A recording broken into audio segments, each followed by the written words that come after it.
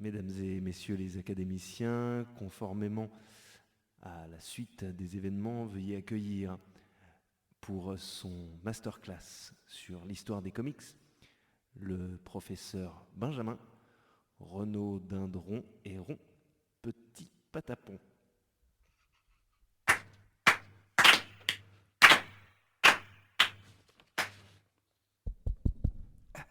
Allô ? Les comics. De tout temps, l'homme aimait les images. Depuis les grottes jusque dans les magazines. Puis, quelque temps après, Stan Lee inventa Batman avec l'aide de Tony Stark. Spider-Man, ainsi que ses amis, firent partie des personnages des comics que nous connaissons. Merci.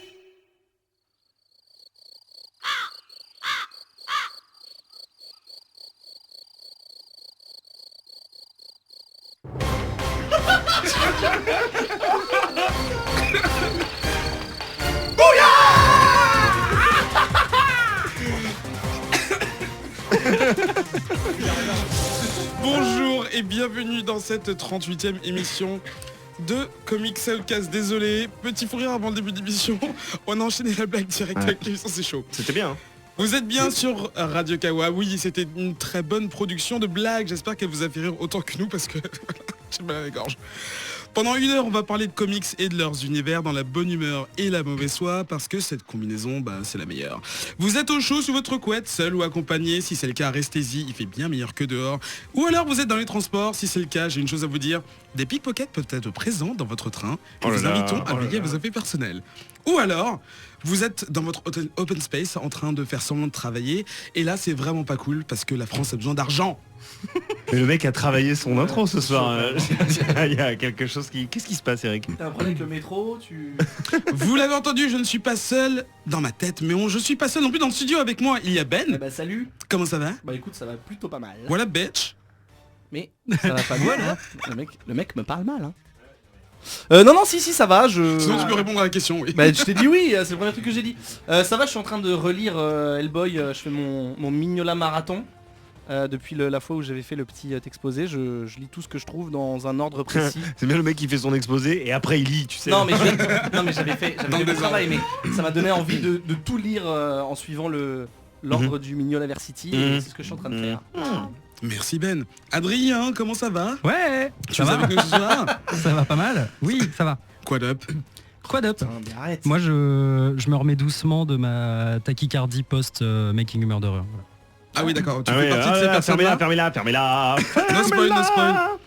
Et enfin notre réalisateur. Oui, bonsoir. C'est Bonsoir. Absolument, oui. Comment ça va ? Oh là là, je suis épuisé, hein, tout Pourquoi simplement. cette façon de parler ? Pourquoi cette façon de parler ? Je sais pas, pourquoi quoi d'up ? Qu'est-ce que Ouais, t'as non, Ouais, c'est... Arrête, Voilà, laisse-nous vivre un peu là. fermons-la. Non, je suis extrêmement fatigué, mais à la fois extrêmement heureux d'être ici, donc il se peut qu'avant la fin de l'émission, ça brille. Voilà. Je pensais que j'allais mal, mais en fait non, c'est bon. Non. Et on a une personne, un invité spécial ce soir. C'est Charles Eddy. Salut, Veut débarquer d'Espagne ? fraîchement, Ton pays de résidence temporaire ou définitif ? temporaire. Hola, ¿qué tal? Muy bien, ¿y tú? Ah, muy bien, y Hola, y- soy Rodrigo. Ah, oh là là. Que podemos tratar la ¡Así emisión las en comics español? de Spider-Man! Que a mí me gustaría tratar la emisión en Le espagnol. grésillement est dû à la voix de Benjamin. Oh non, absolument pas, je suis Barry White. Donc on va continuer. Oui. Comme toutes les 2 semaines, hein, vous avez l'occasion de... Il se On en fout est de- déjà à 5 minutes d'émission. On n'a même pas dit ce qui allait se passer. c'est trop C'était bien. mon sommaire là. Pardon. On a un programme assez sympathique pour vous. Dans un premier temps, on va vous parler de Unfollow, ensuite de Batman Europa et enfin de Doctor Strange. En deuxième partie d'émission, Adrien nous présentera la série Descender. Et enfin, dans la rubrique Hors les bulles, on va parler de la toute nouvelle série de DC Comics, The Legends of Tomorrow. Je dirais même This is Legends of Tomorrow. Legend of Tomorrow. Ce qui me fait penser à Netflix's Marvel's Daredevil. Non? Si, c'est ça? Non, mais c'est nous qui Ouais, avions hein. déconné dessus. Merci Ok. de suivre si vous savez Je suivre. regarde pas les émissions que je pète dedans. Après? Tu ne regardes pas. Ouais, je regarde pas. Comme d'habitude, vous pouvez nous contacter sur Twitter ou sur Facebook pour nous faire vos remarques ou vos commentaires par rapport aux séries qu'on lit ou celles qu'on devrait lire Ou vos grâce au hashtag ComicsOutcast. Tout le monde est prêt? Oui. Comics Outcast numéro 38, c'est parti.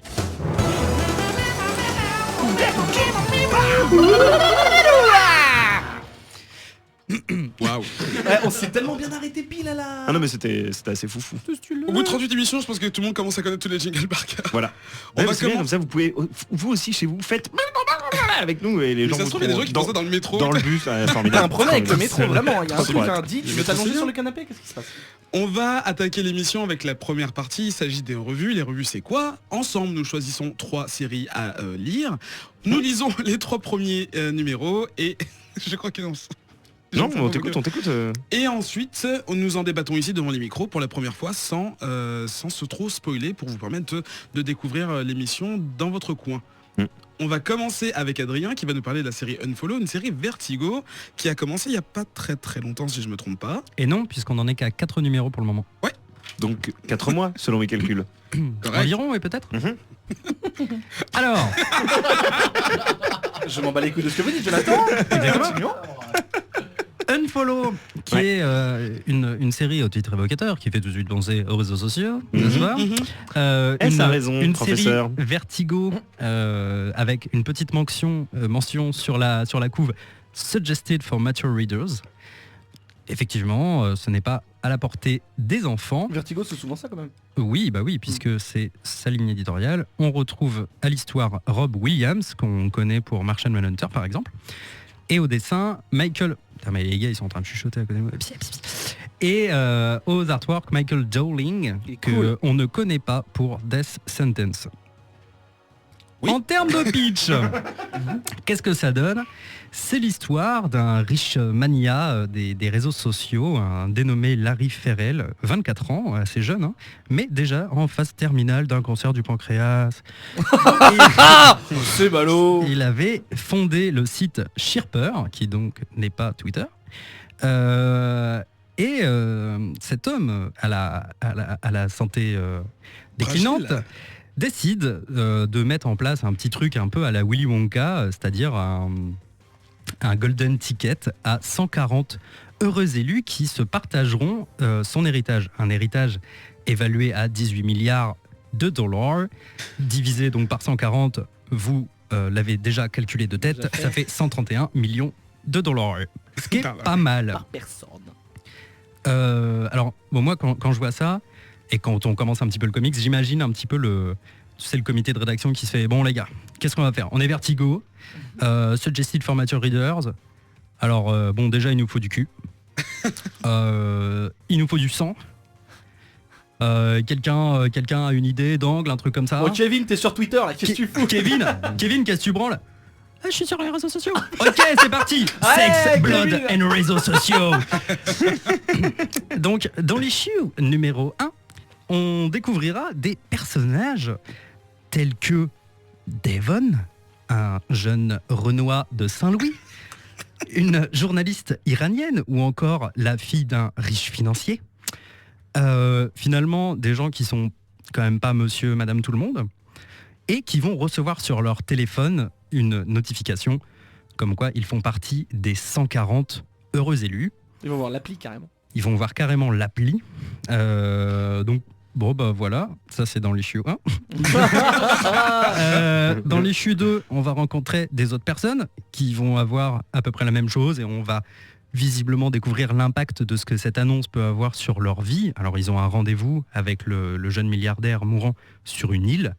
Pour l'instant, ils y sont toujours pas. Ils préparent leurs affaires, ils font leurs adieux. On voit l'impact de l'annonce sur leur vie. Et dans l'issue numéro 3, donc beaucoup de pages plus loin, ils sont toujours pas sur l'île, ils ont toujours pas vraiment agi. On découvre des nouvelles personnes, un mec de Londres, un mec qui a un problème d'acné, et Le japonais unijambiste aussi. un japonais. Alors ça c'est dans le 2, voilà, un Il japonais. est pas unijambiste. Non, il a dit zéro je jambiste. proteste, pardon. Zéro Il a dit jambiste. zéro Un jambiste. philosophe. Ah oui, il est zéro jambiste, Comment on dit effectivement. zéro jambiste. Alors C'est un peu zéro là, jambier. tout ce que je viens de décrire, c'est un petit peu mélangé avec du voilà, sex and blood et réseaux sociaux. Et voilà, au bout de l'issue numéro 3, donc quelque chose comme 80 pages, il se retrouve sur l'île. Et là, on a l'annonce bon bah voilà, vous allez être des héritiers de machin. Et en gros, il y a un espèce de twist qui n'en est pas un, puisque ce twist, je l'avais lu dans le communiqué de presse qui pitchait la série au mois d'août dernier. Oui, mais c'était pour vendre.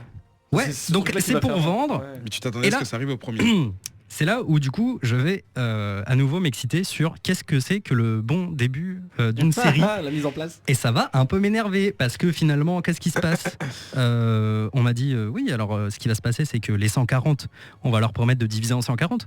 Mais si d'aventure ils étaient moins que 140, ben peut-être que leur part serait plus grande. Ça serait Alors redistribué. voilà. Et donc ça c'est ce que en gros je savais déjà avant de commencer la série. Et ça c'est le plot twist que j'ai au bout de 3 épisodes. Donc en fait en 3 épisodes j'ai appris ce que je savais déjà du pitch, de la 4e de couve ou du moins du communiqué de presse qui me vendait une follow avant même qu'il soit sorti. Donc c'est un no surprise complet. Et puis ben voilà, qu'est-ce qui s'est passé? J'ai lu des personnages qui étaient quand même grosso modo pas très bien écrits. J'ai trouvé ça vraiment lent. J'ai trouvé ça assez moche en fait. Oh. Pour tout vous dire, j'ai l'impression de lire 13 ou Largo Winch.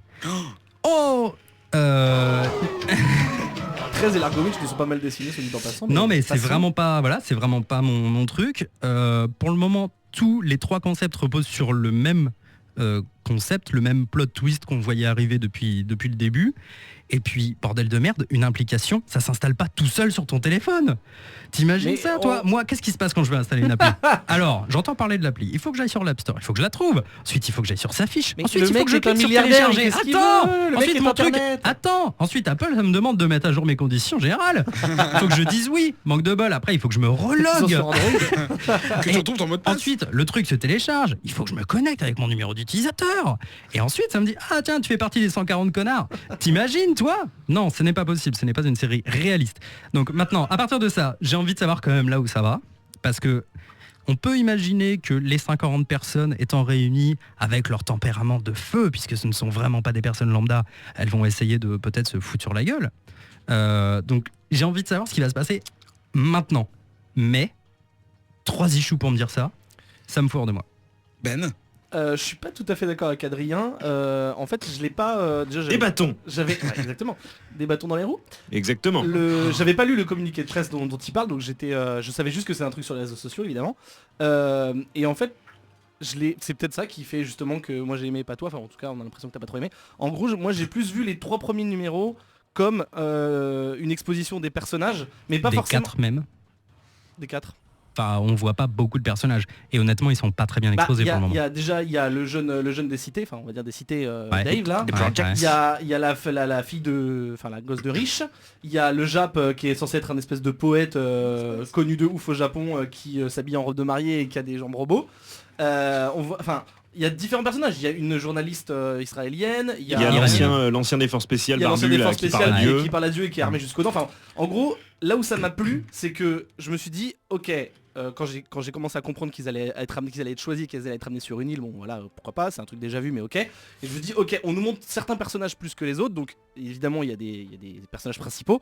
Et quand il y a eu cette espèce de twist dont tu parles, ça m'étonne pas qu'il l'ait vendu comme ça, parce que c'est un peu comme si tu regardais sur la dernière de couve de Parce Battle que Royale. sans ça, c'est pas- ils auraient jamais vendu les Bien 3 sûr, premiers. c'est possible, mais tu vois, pour Battle Royale, on te le dit dès le départ qu'ils vont devoir se battre jusqu'au sang. Là, ça a l'air d'être un truc un peu comme ça. Alors mais ce qui est attendez, pourquoi ils intéressant, l'ont pas fait depuis le début? mais je sais pas, parce que je pense qu'il est intéressant, c'est pas forcément la violence, genre machin va tuer machin pour avoir plus de fric. Je pense que ça va être comment ces personnages-là vont se comporter dans cette situation. Et c'est pour ça que je pense qu'il y a eu un temps pris, un long temps selon toi, et je suis un peu d'accord, pour présenter un présenter peu. les personnages, parce que je pense que ce qui va faire l'essence de cette série, c'est les personnages et leur implication. Et je pense aussi qu'il y a une espèce de forme de critique de la société actuelle, genre le mec en question, le Ferrell, je sais plus comment il s'appelle, Will Ferrell. Non, Ferrell, Larry. bien sûr.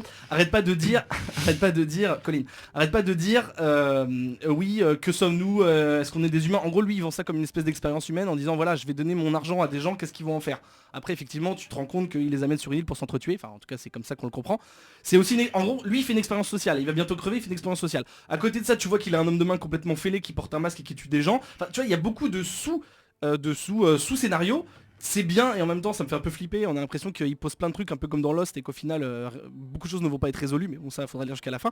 En tout cas ce que j'ai trouvé bien c'est qu'il y a cette espèce d'expérience sociale, un peu comme une télé-réalité si tu veux, fait par ce mec là où en fait il se dit voilà je dilapide ma thune et je veux voir comment l'humain fonctionne. Et souvent dans ces bulles il y a, il parle en narrateur, il dit nous ne sommes que des humains, en fait on n'est rien du tout, on est des esclaves des réseaux sociaux etc. Donc je trouve que cet aspect est cool. Si en plus de ça il peut y avoir des trucs un peu sanguinaires à la Battle Royale, ça me va aussi. Là où je suis déçu un petit peu, c'est que je pensais vraiment que ça allait beaucoup plus se reposer sur les réseaux sociaux que ça. Il y a un tout petit truc cool, c'est t'as des espèces de petites pop de tweets en fait des personnages. C'est sympa, mais bon, au bout de 3 pages... Gimmicky. Des gimmicks, voilà. Je c'est pensais que ça allait vraiment faire partie du truc, de la ligne éditoriale du comics, et en fait pas trop, c'est vraiment un petit gadget. Donc je suis un peu déçu parce que, à part le fait que le mec ait créé un réseau social et qu'ils aient l'application sur leur téléphone, il n'y a pas vraiment de rapport avec les réseaux sociaux. Peut-être que après, comme Voilà, visiblement oui. l'appli se met à jour Oui, en fonction du nombre de personnes qui restent, ça va être parce que finalement oui, il y a un gimmick, c'est qu'à la fin de chaque issue, on voit le nombre de personnes restantes, visiblement. Ça, c'est Battle Royale, et là, on est passé à 139 pour le dernier issue. Et Donc, un dernier truc qui m'a un peu fait tiens, non, mais c'est un peu il n'y a bizarre. pas de spoil. Mais enfin, je veux dire, on s'en doutait. C'est que un des personnages donc qui s'appelle Dave, à partir du moment où il fait un braquage au début, on voit que c'est un peu une petite frappe, etc. Il commence à avoir des espèces d'hallucinations où il voit une panthère partout. Donc même à un moment il voit un mec qui est un humain en fait, il le voit avec une tête de panthère et il dit c'est un mauvais présage. Donc il y a une espèce de côté un petit peu, je dirais pas onirique mais ni surnaturel mais Mystique. Non mais il y a beaucoup de mystique. voilà. Hein, il y a Exactement. beaucoup de- Et du coup voilà, est-ce que ça va faire partie du truc, est-ce que c'est un truc raté, est-ce que, je sais pas trop. Je suis pas plus tenté que ça, je lirai peut-être le 4 ou le 5 pour voir si c'est la même crème ou si ça change, mais c'est pas... On va prendre la température avec Joe. Alors, je vais être assez bref. J'ai entendu Lost ainsi que Battle Royale et effectivement ce comic c'est un assemblage un petit peu hasardeux de cette série et de ce film en ajoutant une dimension réseau social effectivement plutôt survolée. Alors c'est pour ça que je vois pas du tout le côté Blood Lost and à part Social. Lille, mais bon. Pardon, vous avez parlé tous les deux en même temps donc du coup j'ai rien compris. À part Lille, je ne vois pas le côté... Lost Mais non, Lost, dans le avec sens où il y a beaucoup de oui, sous-scénarios, des sous-histoires. sous-intrigues, Chaque on est personnage sur a son une île, histoire. on est sur un groupe de personnages qui ne se connaissent pas mais qui se retrouvent C'est ça, hein. réunis les uns. Si, attends, c'est trouve hyper qu'ils Lost. sont- Même non, dans la- ils sont tous morts. en plus, si on considère que un design et une direction artistique peut être considéré comme une inspiration, excuse-moi, mais à partir du moment où ils sont sur l'île, c'est Lost. C'est clair. Non mais c'est ça, hein, c'est Lost et Battle Royale. Il y a même un chauve. C'est Alors dire, là, c'est c'est vraiment dire. argument Si la massu. référence n'est pas C'est claire. asiatique. Vivement qu'il y ait et il y a des avions. Donc bref, j'ai trouvé ça à la fois plaisant à lire parce que tu vois, j'ai tourné les pages, j'ai tout lu assez rapidement, j'ai pas trouvé ça désagréable, mais en même temps, je trouvais ça con comme la lune, quoi. Enfin, tu vois tout arriver, parce que moi, sans avoir lu la 4e de couverture, je savais pertinemment parce que je suis surintelligent, que au bout de la première issue, je me disais ah bon d'accord, ok, donc ils vont tous s'entretuer et puis on va voir tout est cousu de filet blanc, si tu veux. Mais du coup, ça a un certain confort ce genre de truc, c'est-à-dire que tu lis et c'est un peu le genre de lecture où t'es là, oui, moi je vois tout arriver. Bien Évidemment. Ouais. Je l'avais dit. Du coup, sur 3 issues, ça marche. Je ne sais pas si je vais me plonger dedans très longtemps, parce que effectivement, ça risque de très rapidement tourner en rond. Alors à moins effectivement que les scénaristes ne trouvent des pirouettes pour relancer l'intrigue. Un Mais grand si nombre de morts si c'est rapidement, juste un dit petit nègre, en fait un 139 petit nègre, voilà quoi. Osef. Prends l'avis de Joe, de Non, Ben, non, on passe à la suite. juste pour rajouter, j'ai eu une fausse joie en fait quand je lisais, donc je voyais les espèces de petites pop-up avec les tweets qu'on disait là. J'étais sur Twitter pour voir si les comptes existaient vraiment. Et juste pour le mec, le milliardaire là, il y a un compte qui a été créé avec les mêmes phrases que ce qu'il dit dans le comics. Je sais pas si c'est le Vertigo qui a fait ça ou si c'est un fan qui a refait les comics. Pour les autres persos, j'en ai pas trouvé. Donc au début, je me suis dit putain, c'est vraiment cool si ils S'il y ont avait été eu un truc un peu transmédia, voilà. Ouais. Mais j'ai l'impression que c'est parce que C'est- je veux dire, c'est- le dernier tweet il date d'il y a 2 mois, donc ou 3 mois, enfin plus que ça, plus que C'est la quand sortie même du jeu. C'est raté quoi. c'est quand même hyper con de faire un truc Ah ouais. réseaux sociaux comme ça à Clairement. mort en 2016 et de Ouais. pas être foutu d'en faire quelque chose d'un petit peu plus que il y a des En pop-up termes de avec com, c'est vrai, avec là. des phrases débiles de Non mais même Twitter, quoi. t'aurais pu, parce que là le compte du gars c'est des phrases dans le comics, mais tu peux très bien suivre le compte qui te Oui, donne des trucs exactement. Non, mais différents. c'est pour de- ça que serait je trop trouve bien. que en fait c'est lazy de ouf Ouais, ce c'est comics, c'est hyper lazy, mais voilà, ça se lit quoi. S'il faut. Ça se lit. Joe, tu vas garder la parole. On va passer à la seconde revue de ce Alors podcast. c'est marrant parce que on pourrait dire exactement la même chose, sauf que vous remplacez les gens par Batman et le Joker. C'est-à-dire, on a du Ah, ça, easy, c'était troisième review easy reading total, donc Batman Europa. Voilà. Je Chez te laisse DC finir de Comics. présenter, pardon. Non, c'est ça, chez DC Comics, naturellement, qui a commencé en novembre également, donc c'est assez Ouais. récent. Et le troisième est sorti il y a quelques semaines. Exactement. Et ouais. du coup, Joe, Ouais. Je suis pas spécialement passionné, mais bon. Alors, ce qu'il faut savoir, les choses intéressantes. Enfin, ce qu'il faut savoir, non, c'est même pas il a fait des nécessaire de bullet savoir. points. non. C'était une grosse arlésienne Batman Europa. Ça fait des années et des années qu'on en parle, que les fans petit à petit, c'est un peu comme Chinese Democracy des Guns N' Roses, c'est-à-dire que pendant 5 ans les mecs se sont branlés de ouf, genre Wouah, et au bout d'un moment ils ont commencé par dire bon bah on commence à fatiguer un petit peu d'attendre, et maintenant le truc sort à peu près dans l'indifférence générale. Cela dit, tout n'est pas complètement acheté. Il y a Azzarello au scénar, Brian Azzarello, qui a bossé sur plein de trucs vachement bien, comme 100 Woman. Bullets, Wonder Woman, Batman Noir. Il a fait vraiment des très chouettes trucs. Avec l'un des gimmicks, l'une des particularités de cette série qui sera en 4 issues, donc on arrive bientôt à la fin déjà, c'est qu'on y retrouve un dessinateur et des coloristes différents sur chaque issue. Donc la première, si vous aimez le style, c'est du Jim Lee. La seconde, je sais plus comment s'appelle le dessinateur, mais c'est assez joli pour l'instant, c'est ma préférée à ce jour. Ah si, la seconde issue, elle est vraiment... Non. Bah si, la seconde issue est vraiment belle. Si, la seconde issue est vraiment très très chouette. Oui. D'ailleurs, je trouve ça bizarre que tu trouves ça pas beau, Ben, puisque c'est le mec, il me semble, qui dessinait Flash, que tu trouvais très classe. Donc Refais voir. c'est Non, le non, tu l'as là, fais voir. ouais, je te laisse un peu. J'aime bien, il y a des idées intéressantes. Ah Donc non, bref, j'aime pas. l'histoire est extrêmement basique. C'est un buddy movie entre Batman et le Joker. En gros, Batman et le Joker sont malades, les pauvres vieux. Ils ont chopé un vieux rhume qui les affaiblit énormément, et donc ils vont être obligés de s'associer afin de trouver la source, le responsable de leur mal, ainsi qu'un antidote, évidemment. Et pour trouver cet antidote, ils vont partir en tribulation à travers l'Europe. Donc l'autre gimmick, j'y viens, de cette série, c'est que chaque épisode se passe dans une ville européenne différente. On fait un petit peu de tourisme avec Batman et Robin, et on apprend sans vraiment Pas de beaucoup Robin. de surprises que Batman et le Joker, j'ai dit Robin Ouais. Batman et le Joker, pardon. Que la ville préférée de Batman c'est Paris, et que le Joker parle couramment le français. Génial. Cool. Et on apprend beaucoup d'histoires.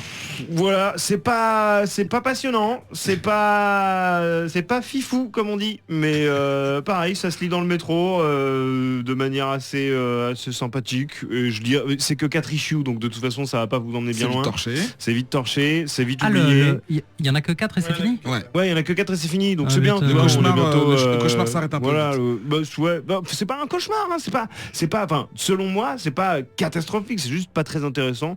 C'est vraiment le genre de truc que tu trouveras pas cher dans les bacs à soldes de comic books d'ici une dizaine d'années, et les gens seront là genre j'aimerais me relire cette petite histoire de 4 issues, Cette sympa. petite pépite. Voilà, mais bon, c'est anecdotique.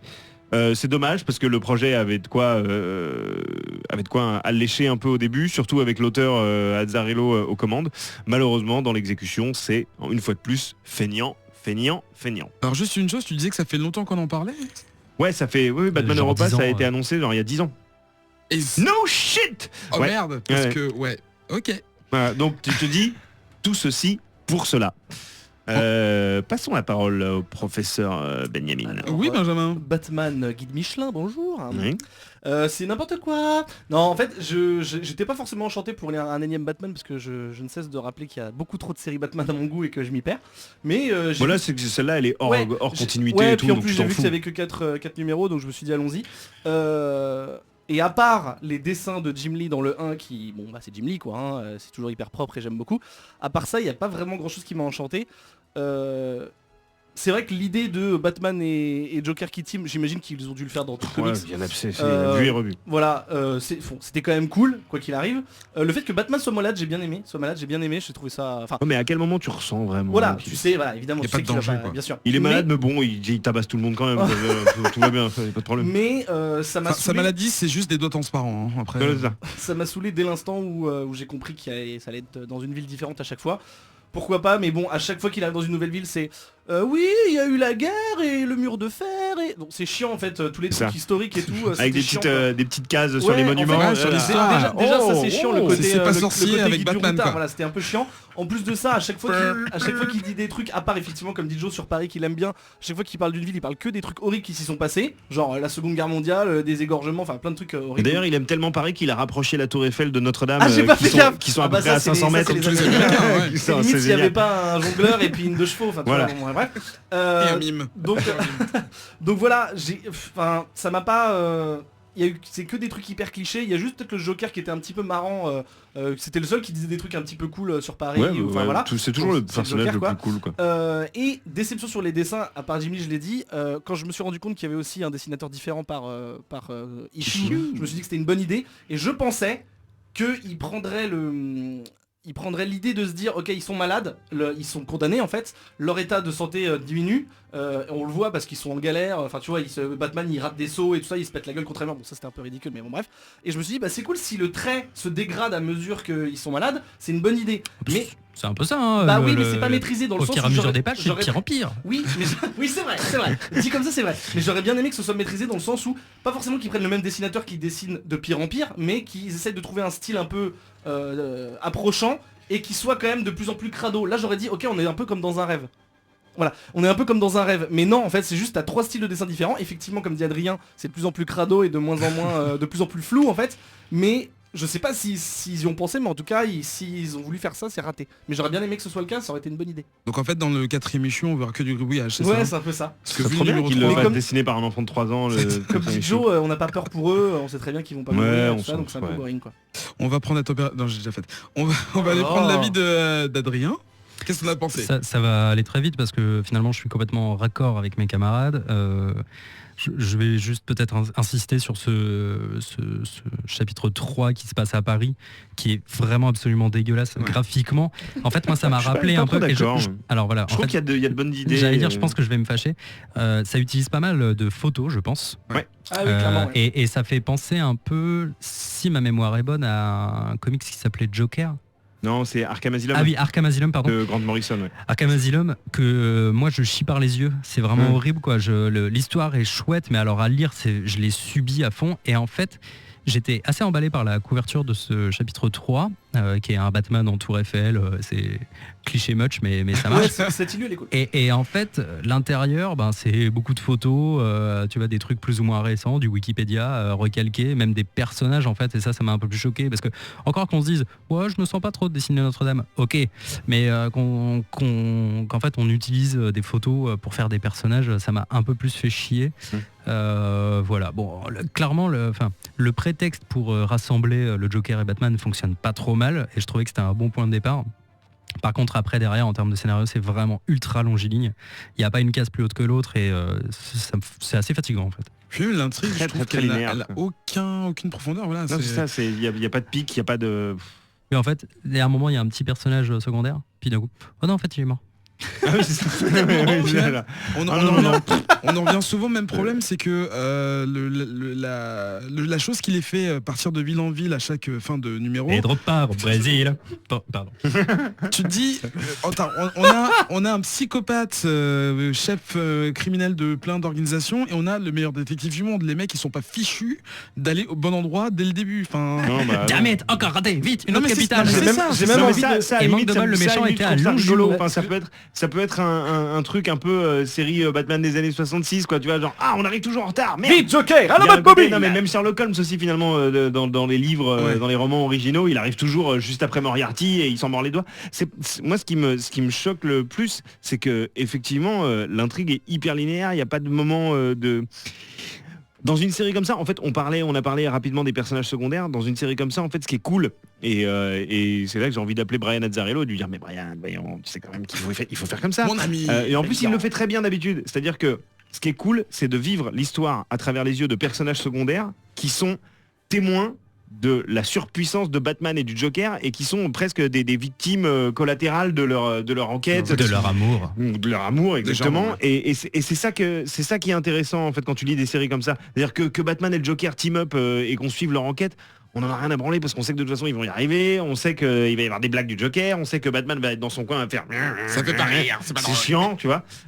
Autant justement créer des personnages secondaires attachants comme ça a été super réussi dans la série animée Batman ou dans des épisodes comme ça. Ou des Parisiens. Moi j'aurais bien aimé voir des citoyens de chacune des villes C'est ce que j'allais dire en fait, à part à Prague, vivre. à part à Prague où à un moment il y a une espèce de carnaval, il n'y a pas de passants. Il y a Non, jamais non, dans y a les pas rues, il n'y a de- jamais c'est- personne. c'est- Ok, tout- c'est la nuit et tout, mais il n'y a personne. Ouais, il est c'est- 3, il est 4 heures du Ça mat, manque de, quoi. en fait voilà, ça manque de vie du coup. Mm. C'est vraiment un comic qui se lit facilement, qui est pas ultra désagréable, mais c'est soulless quoi. Du coup, donc c'est naturellement chez DC Comics, ça commence en novembre 2015. Et ça c'est- finit le mois prochain. Voilà, donc voilà. On va passer à la 3e et ultime revue de cette émission. Il s'agit de Doctor Strange. Absolument. C'est Ben qui veut nous en parler. Doctor Strange, naturellement, c'est chez Marvel Comics. Ça t'énerve. Non, mais Ah, voilà, c'est je juste pour pensais que faire t'allais ma dire voix, que c'était évident parce que le ma film sort voix bientôt. fin d'oxygène. Tu l'as pas dit d'habitude, t'aimes bien dire ça. Que quoi, ça Que sent bien tout ça vu que le film sort bientôt, c'est normal qu'il fasse une nouvelle série. Ah oui, Bah, mais ça, oui, éponyme. on se pose même pas la question. Moi en fait je l'ai choisi déjà parce que j'avais envie de découvrir le personnage que je connaissais pas trop parce que le film va sortir. Ah bah, t'as et- pas commencé par le meilleur truc hein. Non mais c'est pas grave. Et Jason Aaron bien sûr évidemment, Jason Aaron mon dieu. Thor. Entre autres. Oh putain, Bah, c'est je- Jason Aaron. Ouais, oui, c'est Ouais. Jason Aaron. J'avoue que c'est pas son meilleur taf, mais je vais en parler. J'avais pas Donc fait gaffe. scénar de Jason Aaron, on le connaît pour Scalped, dont il a été récompensé, un truc sur les Indiens. On le connaît pour Thor God of Thunder, Thousand Bastards et Weird World, donc j'ai parlé Weird World, dont j'ai parlé il y a pas très longtemps. Au dessin, on a Chris Bacalo ou Bachalo, je pense que c'est Bacalo. Bacalao. Bacalao. Bacalao. Il a C'est quoi bossé un sur- bacalao déjà? Une morue. C'est un Une plat- ah, morue, voilà, hein, donc Chris Morue. Voilà. Il a bossé sur Amazing Spider-Man, X-Men ou Génération X, voilà, qui a un trait un peu sympa, j'y reviendrai plus tard. Je présente vite fait le personnage pour ceux qui connaissent pas. Stephen Strange en fait c'était un chirurgien de génie, méga pété de fric parce que c'est vraiment un virtuose. Un jour il a un accident de voiture qui lui sectionne les nerfs des mains, donc en gros il peut plus se servir de ses mains pour opérer. Donc fin de sa carrière, donc son monde s'écroule et il décide de partir aux quatre coins du monde pour trouver un remède afin de retrouver sa vie d'avant. Donc il Son argent. Parce qu'on sait ça marche jamais. pas, on sait jamais. Et après moult pérégrinations, il tombe sur une vieille personne du nom de The Ancient One, je sais pas comment il est traduit en français, l'ancien quoi. L'ancien. À Qui... Périgueux. À Périgueux, exactement, c'était tout à fait dans une grotte. Qui en fait lui apprend la magie, bon alors je sais pas le pourquoi du comment, mais au final il finit par apprendre la magie et devenir pendant un temps en tout cas, The Sorcerer Suprême, donc le sorcier suprême, c'est-à-dire le sorcier le plus puissant de la Terre et l'ultime rempart contre les forces magiques. Donc ça c'est je trouve très bien parce qu'il n'y a pas beaucoup de magie dans l'univers de Marvel à part chez Doctor Strange, donc j'y reviendrai plus tard. Et donc après cette petite page, en fait on a une seule page du comics au départ qui fait ce petit flashback sur sa vie, donc c'est cool, c'est rapide. Ensuite à partir de là on tombe sur sa vie de tous les jours. En fait il est un peu médecin de campagne, c'est-à-dire que il est à New York mais À Périgueux. à Périgueux. Il va à Périgueux, New York, Brooklyn. Périgueux sur l'Hudson.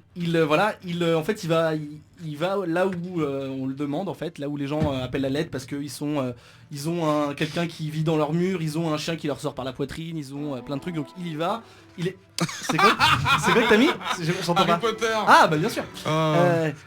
Tu es magicien, Harry. Donc voilà, donc il fait un peu ça, c'est sa vie de tous les jours. Il en a un peu gros sur la patate parce que mine de rien, il se fait manger la santé mentale à chaque fois qu'il affronte des petites créatures. Il finit souvent dans le bar des magiciens, qui est un bar assez cool où t'as juste à traverser un mur et en fait c'est un bar secret dans le ventre de New York où les magiciens se retrouvent. D'ailleurs on voit un moment Scarlet Witch, on lui fait un petit clin d'œil, voilà. Et donc ce qui se passe, c'est que dans ses aventures de tous les jours, il se rend compte bizarrement que certains sorts qu'il lance d'habitude comme un rien, il a du mal à les lancer ou alors ils sont moins effectifs. Il rencontre des créatures qui devraient pas être là. Il avait pas de barre de super. Exactement. Il rencontre des créatures qui devraient pas être là, donc il se dit putain il y a un truc qui se passe, c'est un peu bizarre. Puis en rentrant chez lui, dans sa super maison qui s'appelle le Sanctum Sanctorum, Correct. le Saint des Saints, Bonne réponse. qui en fait est un putain de manoir, genre c'est potentiellement l'endroit Le le mec plus qui parle dangereux sur latin Terre. après sur une insulte quoi. Ouais, c'est potentiellement l'endroit le plus dangereux sur Terre parce que à chaque coin de chez lui il y a un artefact ou un objet, un livre quoi qui peut déclencher l'enfer sur Terre. C'est le bordel quoi. C'est le bordel, c'est assez cool, c'est C'est une mal espèce de rangé. jungle et tout, c'est gigantesque. Les meufs de C'est un Séduprend antiquaire. prennent Il y a pas, même ça- des c'est un antiquaire. Ouais, c'est Lou le brocante le gars. Et donc en rentrant chez lui, il tombe sur une jeune fille qui demande encore une cliente qui appelle à l'aide en fait, les bibliothécaires et en fait elle lui montre sa tête et elle lui montre sa tête, et sur sa tête il y a des mâchoires et des yeux qui s'ouvrent, donc un truc un peu crade. Et donc voilà, je m'arrête là parce que ça va être... Pas spoiler je vais après. pas spoiler, mais en gros il aide cette jeune fille, et en l'aidant il se rend compte que vraiment il y a un truc qui va pas, parce que les monstres qui lui sortent de la tête ne devraient même pas être ici, dans cette dimension, etc. Donc ça c'est pour le truc principal, et dans la première issue et un petit peu après, on se rend compte sur quelques pages que dans une dimension, enfin dans des dimensions parallèles, puisque des personnes voyagent entre les dimensions, se met en place une espèce de... comment on appelle ça, une... Coalition. Non, tu sais, attends, je l'ai noté. Tu sais là, quand ils vont après les sorcières là. Tu Une sais chasse aux sorcières. Non, il y a un nom. Ah putain, je l'ai noté. Je l'ai pas. Bon, c'est Après les sorcières. pas... Mais tu sais, là où on brûlait les sorcières, ça a un nom. Un bûcher? Non. Bon, c'est pas grave, je le retrouverai plus tard. En fait, il veut parler en anglais, il veut dire witch hunt. Non, pas du tout. Non. Bon bref, une entité qui s'appelle Empiricool, qui est un nom un peu chelou, qui en fait se met à partir après les sorciers et tous les gens qui en fait utilisent la magie et la sorcellerie pour les défoncer parce qu'ils sont impurs. Ok? Tout le Non, monde mais suit? vous me regardez. Ok, donc voilà, donc là on se dit ok, donc en plus de cette merde de la magie qui s'en va et des monstres qui sont chelous, il y a en plus une entité qui va défoncer tout le monde et qui va du coup mettre en danger la Terre parce que Doctor Strange, etc. Ok? Et oui, les forces magiques, tout ça. Exactement. Ok. Donc, j'ai bien aimé. Pourquoi j'ai bien aimé? Déjà parce que c'est... Enfin, pour ma part en tout cas, c'est rare de voir de la magie... Enfin, d'avoir un personnage centré sur la magie, parce qu'on connaît plein de persos qui font de la magie, dont Scarlet Witch, etc., plein d'autres gens. Donc j'ai trouvé ça change de d'habitude, des mutants ou des super-héros scientifiques, etc. Des mecs super puissants. Voilà, moi magie en général c'est plutôt côté DC avec Constantine ou même chez Dark Horse avec Hellboy. Là c'est chez Marvel, donc j'étais content. Un autre truc que j'ai bien aimé, c'est que quand il se balade un peu dans New York en fait, souvent il se met sous sa forme astrale. Il a une espèce d'œil sur le front pour dire au lecteur qu'il est sous sa forme astrale. Et en gros, C'est grâce à vrai, ça, il voit tout ce que l'humain ne voit pas, c'est-à-dire plein de monstres dans tous les sens. En fait, on est blindé de monstres dans tous les sens, partout, des fantômes, pas forcément des trucs malveillants d'ailleurs. Ça, c'est l'œil d'Agamotto qui lui permet de voir tout. Je en sais pas fait. s'il l'a là en fait, ils en Si, parlent si, à un moment. il est dans son crâne. Ah, c'est pas, il a pas une broche sur sa cape? Ça dépend. Ok, bon bah, ok, bref. Et des petits trucs comme ça que j'ai trouvé cool avant qu'il y ait le plot principal qui se mette en place, c'est par exemple à un moment il est dans New York et t'as un petit vieux qui est complètement cambré, qui a une canne et qui souffre, et en fait tu vois juste que c'est un espèce de monstre qui lui suçote le dos en fait, et dès que Doctor Strange défonce ce monstre, en fait le petit vieux il est trop content, il marche bien et tout, et tu te dis c'est cool parce que ils expliquent les problèmes de la vie de tous les jours par la magie, les monstres et la Des sorcellerie. trucs très mystiques et Voilà. très poussés. Et il dit d'ailleurs, quand il fait le narrateur, il dit ouais, on vous dit tout le temps que votre maison elle est hantée, mais pourquoi des monstres viendraient hanter votre maison, elle a rien de spécial, enfin tu vois, il fait des petites blagues comme ça, donc ça c'est assez cool. Et j'ai bien aimé, en fait je trouve que c'est un bon comics pour découvrir le personnage. Peut-être que Joe pourra sortir d'autres titres de Doctor Strange qui sont effectivement plus intéressants, mais en tout cas pour les gens comme moi qui veulent découvrir le personnage, je trouve que c'est une bonne mise en situation, enfin une bonne mise en bouche. Du coup, j'attends de savoir ce qui va se passer. J'aime bien cette idée de... putain, je vais retrouver ce mot, ça m'énerve, pendant que vous allez parler, je vais rechercher. J'aime bien cette idée de l'Empéricool qui vient défoncer les sorciers dans toutes les dimensions. J'aime bien, encore une fois, ce côté magique. La petite bibliothécaire, ça va devenir une espèce de sidekick, évidemment, parce que, ma bibliothèque est mal rangée, tu veux venir la ranger, donc elle va venir la ranger. Voilà. Et pour finir, les dessins ne m'ont pas transcendé. J'aurais bien aimé un autre style, surtout que Alex Ross a fait une alternative cover qui est absolument magnifique. Donc je Oui, rêve. mais en même temps, c'est Alex Ross. Il a Oui, pas le temps, ouais. il a pas le temps de la Je faire. sais la bien, série. je sais bien. Bref, les dessins sont sympas, un peu cartoon, ça m'a un peu rappelé Humberto Ramos, les trucs un peu des grands yeux, des grandes mains. Autre truc, un truc qui m'a énervé, c'est qu'ils ont tout le temps les mains écartées. Vous regarderez. Tous les Voilà, non, mais personnages. non seulement écarté, mais en plus complètement disproportionné. Exactement. Non mais tu vois, Doctor Strange, encore, je me dis. grenouille. Doctor Strange, je me dis, ok, il est censé avoir des mains de merde. En plus, il le dit souvent. Il dit, mes mains sont toujours en train de trembler, sauf quand je lance des putains de sorts. Donc ça, c'est badass. Donc, ok, il a les mains écartées, mais tous Le les mot est lâché. personnages ont les mains écartées, donc c'est relou. Bref, à part ça, les dessins sont plaisants. J'espère secrètement qu'ils vont changer de dessinateur parce que je vais continuer. On voit du courrier. Mais voilà, bonjour, changé. J'ai bien envie de savoir si ça se trouve, ça va pas être plus intéressant que ça. Effectivement, pour l'instant, c'est pas ouf, ça se met en place difficilement, je pense qu'Adrien va le souligner. Mais en tout cas, j'aime bien ce qui se met en place, j'aime bien cette espèce de... Tu présumes beaucoup. Ouais, mais c'est pas grave. J'aime bien cette espèce de méchant qui arrive, j'aime bien se plonger dans la magie Marvel, etc. Donc, j'aime bien. Mais t'aimes pas parler en face de ton micro, ça te fait chier par Ça, contre. c'était chiant ou pas? Oh, je vous ça l'avais va. prévenu, je vous avais prévenu. Adrien, qu'est-ce que t'en as pensé? Donc, est-ce que t'as trouvé que c'était long à se mettre en place également? Oui, bah oui. Inquisition, putain! Ok, t'as gagné. Inquisition! Non, t'as gagné. Ah, c'était ça le mot que tu cherchais? Ouais. Fallait demander. Chasse aux bande de sorcières, ça fumier. marche parfaitement. Non, bah effectivement, ça m'a pas plus plu que ça parce que graphiquement dès les premières pages c'est assez dur. Enfin pour moi, en fait, je retrouvais par exemple l'ambition de certaines planches d'Animal Man ou de Swamp Thing, tu sais, avec des trucs assez compliqués, des mises en page assez complexes, des doubles pages où il se passe énormément de choses avec un beau bestiaire, tu vois. Et en fait, là c'est assez raté parce que du coup c'est cartoon. Alors tu te rends compte, c'est peut-être censé être un peu un truc grouillant, un truc un peu glauque, un truc un peu gore, un peu de magie, etc. Et au final, comme c'était un peu mignon, tu vois, j'avais l'impression, en plus la meuf elle arrive, elle monte sa tête, dedans il y a des bestioles, j'ai cru que c'était une énorme pub pour Parapou. Tu sais, on aurait dit un truc ou un machin pour l'hygiène bucco-dentaire. Tu sais, genre, ah là là, attention, il y a des petits monstres microbes partout. Ouais, je suis d'accord, c'est pas... Et du coup, c'était un peu bizarre, c'était un peu Constantine. Mais pour les enfants. Enfin, on dirait un truc comme ça. C'est un ton qui est assez grave et en même temps, graphiquement, c'est pas... Voilà. Et comme en plus, à côté de ça, l'histoire est ultra poussive, le troisième issue, je l'ai tout simplement pas compris. C'est-à-dire je sais pas, j'ai juste noté what sur ma fiche. Je sais pas ce qui se passe dans le troisième. Je l'ai lu, j'ai rien compris. Bon je t'explique. Enfin, je comprends pas ce qui se passe, je comprends pas à quoi ça sert en fait. Il y a une espèce de grosse baston. Voilà, je pas compris. Bref, voilà, je continuerai pas. Salut. Drop de mic. Joe. Bon, alors. Commence pas une revue comme ça. Par où commencer je n'ai pas été séduit du tout. Et c'est pas pour... non, c'est pas du tout. J'ai pas forcément d'autres Strange mieux à recommander. Je pense que si vous voulez découvrir le personnage, commencez par les anciens, en fait, les Strange old school, que l'on voit sur... Est-ce la que première justement page le pitch même est pas ultra old school?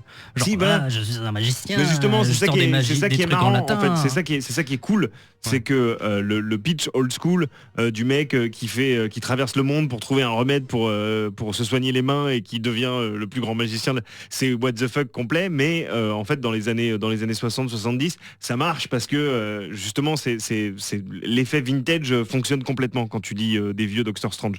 T'as un côté hyper pulp, hyper Batman c'est toujours pareil avec encore aujourd'hui. Des couleurs. Batman, avant de devenir Batman, il parcourt le monde aussi pour s'entraîner, c'est un peu pareil. Et oui, je veux dire, tout c'est à pas fait. spécialement plus vintage que Doctor Strange. Non, je dis pas. Mais pourquoi, non, mais parce que t'es en train de dire que Doctor Strange, ce côté-là est vintage, alors que. Non, ce côté vintage fonctionne très très bien quand tu lis encore aujourd'hui les vieux Doctor Strange, ça marche toujours bien. C'est ça que je veux dire. Ouais, mais je pense que même si c'est actuel, ça fonctionne aussi, je trouve. Ah bah non, c'est de la merde. Ah non, c'est pas vrai. Bah là en fait sur je donne mon avis sur les 3 issues que je viens de lire. C'est de la merde donc. Selon moi, Jason Aaron se plante dans les grandes largeurs et c'est très dommage parce que j'aime beaucoup cet auteur, mais là je pense qu'il s'est peut-être attaqué à son truc de trop, qu'il a trop de taf et que du coup il a un peu bâclé Doctor Strange. Effectivement, je suis assez d'accord avec Adrien, visuellement c'est particulièrement en dents de scie. Donc il y a des moments où je trouve ça assez cool, par exemple le bar des magiciens, probablement c'est cool. Typiquement ce sont des trucs qui marchent avec plein de détails un petit peu partout, c'est grouillant, et ça a un côté un peu, excusez-moi, mais Harry Potter, Cantina de Star Wars et tout, c'est des univers qui me plaisent un peu.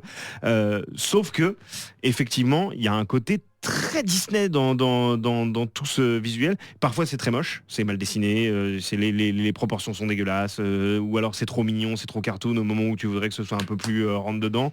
Doctor Strange n'a pas la même gueule d'une case à l'autre, et ça m'étonne que ça t'ait pas choqué parce que c'est le genre de truc que tu... J'ai commencé par dire que les dessins ne me plaisaient pas, ils sont pas adaptés. Vraiment, il y a un moment, tu sais, la bibliothécaire là commence à discuter avec quelqu'un. Mais c'était Doctor Strange ça en fait parce que exactement. Oui, à un moment j'ai cru que c'était Wong ou enfin je me suis dit Wong, ils introduisent le personnage de Wong. Ah non c'était Doctor Strange effectivement. Et puis même elle à un moment t'es là genre mais elle est bonne. Ah non elle est moche. Ah non elle est bonne. Ah non en fait non elle est moche. Je comprends pas. Bref et effectivement le scénario pour le moment est c'est vraiment un scénario prétexte à introduire le personnage pour qu'effectivement les gens qui prennent le train en marche aillent le voir au ciné. Moi, en fait, c'est un peu facile de dire ça. Je dis peut-être. Je suis le côté, je défends le truc, mais c'est sûr. On peut pas dire que c'est pas vrai. Voilà. Mais je trouve que oui, mais c'est l'argument facile de dire c'est pas bien parce que c'est juste pour qu'on aille voir le film. Bah, Et je trouve c'est pas pour ça que je dis que c'est pas bien. Oui, mais je dis que si le film effectivement est à l'image de ce comics, ça me fait peur pour Non, le mais film. t'es Quoi. en train de dire que c'est un truc facile d'accès pour que les gens aient voir le film. Et je Bah, pense que c'est un des- je suis pas tout à fait- c'est un des trucs. Il y a un C'est pas relaunch le pour truc. ça. Il y a un relaunch pour ça, Il y a c'est un sûr. relaunch pour Je ça, dis Ben. pas le contraire, mais c'est pas pour ça que tu te dis ok on va faire un scénario de merde parce que juste tout ce qu'on veut c'est que les gens lisent pour aller voir le film. Mais je dis pas qu'ils se sont dit Bah, qu'ils allaient faire un scénario Bah, de merde. Ce que t'as dit, Je pense que c'est comme ça. je Je pense dis que que non, c'est je pour dis ça que qu'ils le ont- scénario n'est pas bien. Peut-être qu'ils ont pensé qu'ils allaient faire un scénario bien, Je mais il pense est pas que bien. c'est même pour ça qu'ils ont collé Jason Aaron dessus. Jason Aaron il surfe sur tout, Oui, enfin, mais- tout ce qui touche ça devient de l'or. À mon avis ils se sont dit ok il va falloir sortir un nouveau titre prochainement pour mettre au goût du jour un personnage qui va vite sortir au cinéma. Il a qui est déjà réussi. impliqué Il a déjà réussi avec Thor. Donc Justement, les mecs se sont j'allais dit parler de Thor parce que safe bet de et mettre. avec un personnage qui est déjà impliqué dans plein d'autres séries qui est impossible à commencer. Et ils se sont dit on va recommencer un truc à zéro avec un auteur populaire et efficace. Là où je pense Sauf que, que- tu as tort, c'est dans le sens où, en tout cas pour les 3-4 dernières séries qu'il a faites, Jason Aaron à chaque fois arrête pas de dire je fais ça parce que c'est un truc qui me tient à cœur, c'est moi qui ai choisi de le faire. Je sais pas si c'est le cas pour Doctor Strange, mais je pense. Bah oui, mais vous êtes pas d'accord. Donc Après, ils ont des Ok, Mais non, mais c'est vous pas qu'on ne est pas- soyez c'est pas d'accord, qu'on c'est est- pas grave. Tout ce que je dis, c'est que je pense que contrairement à d'habitude, Jason Aaron là a l'air de pas prendre son temps, ça serait prometteur de dire prendre son temps, mais je pense qu'il est plus lent que d'habitude et très honnêtement, si dans les prochaines issues je me suis planté et que c'est pas mieux, je vous le dirais très sincèrement, mais je pense Ici, juste qu'il en prend place son publique, temps. place de la Exactement, je Bastille, me mettrais à rendez-vous poil, avec une je sono. dirais putain les gars, je me suis planté. Mais en tout cas, je pense juste que il fait différent de ce qu'il a pu faire sur Thor. Mais ça ou me sur d'autres dérange trucs. pas qu'il fasse Non, mais- différent. C'est pas ça, c'est que tu dis que toi, Très bien. peut-être qu'il s'attaque à plus gros et que là il s'est planté. Je pense que c'est Non, je dis trop pas tôt qu'il pour le s'attaque à dire. plus gros, je dis qu'il s'attaque peut-être au truc de trop. Oui, mais C'est-à-dire justement, il je pense s'est que mis c'est trop de trop trucs tôt. sur les épaules ce mec. Et là du coup il a plus de. Enfin au bout d'un moment un mec qui écrit trop de choses, il a plus de jus. Et donc du coup là j'ai l'impression qu'il a pas d'idée, qu'il sait pas comment se dépatouiller de ce personnage et du coup qu'il essaye de faire différent. Soit, sauf Non que mais je dis, sauf en que fait je c'est dis qu'il fait pas. différent parce que pour Ben, moi on finit. la mise en place est plus longue que d'habitude et du coup sur 3 issues je pense qu'on ne peut pas juger de l'entièreté du truc, mais si ça se trouve je me plante. Je Bah vous le dirai. oui, peut-être, je sais pas. Moi en tout cas, ça ne m'a on pas veut- passionné. J'ai trouvé ça moyennement beau et malheureusement, je pense que je vais pas continuer. Et de toute façon on va vraiment attendre la sortie du film et déjà voir combien d'issues il y aura pour ce C'est fameux en Doctor octobre hein, Strange. donc t'as le temps hein. Oui mais bon bah ça veut dire qu'il peut y en avoir encore 8. Ouais. Ce que je sais compter. Ah, c'est bien. Merci pour ces revues.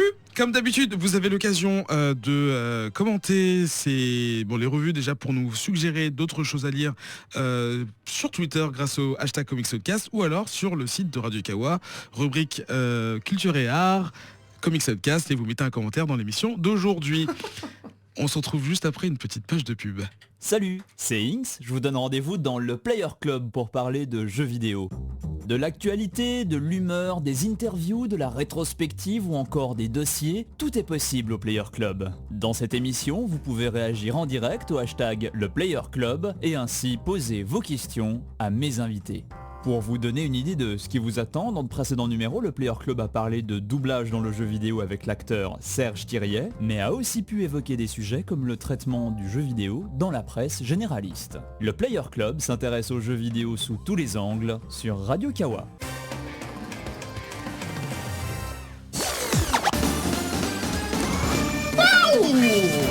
Oh yeah.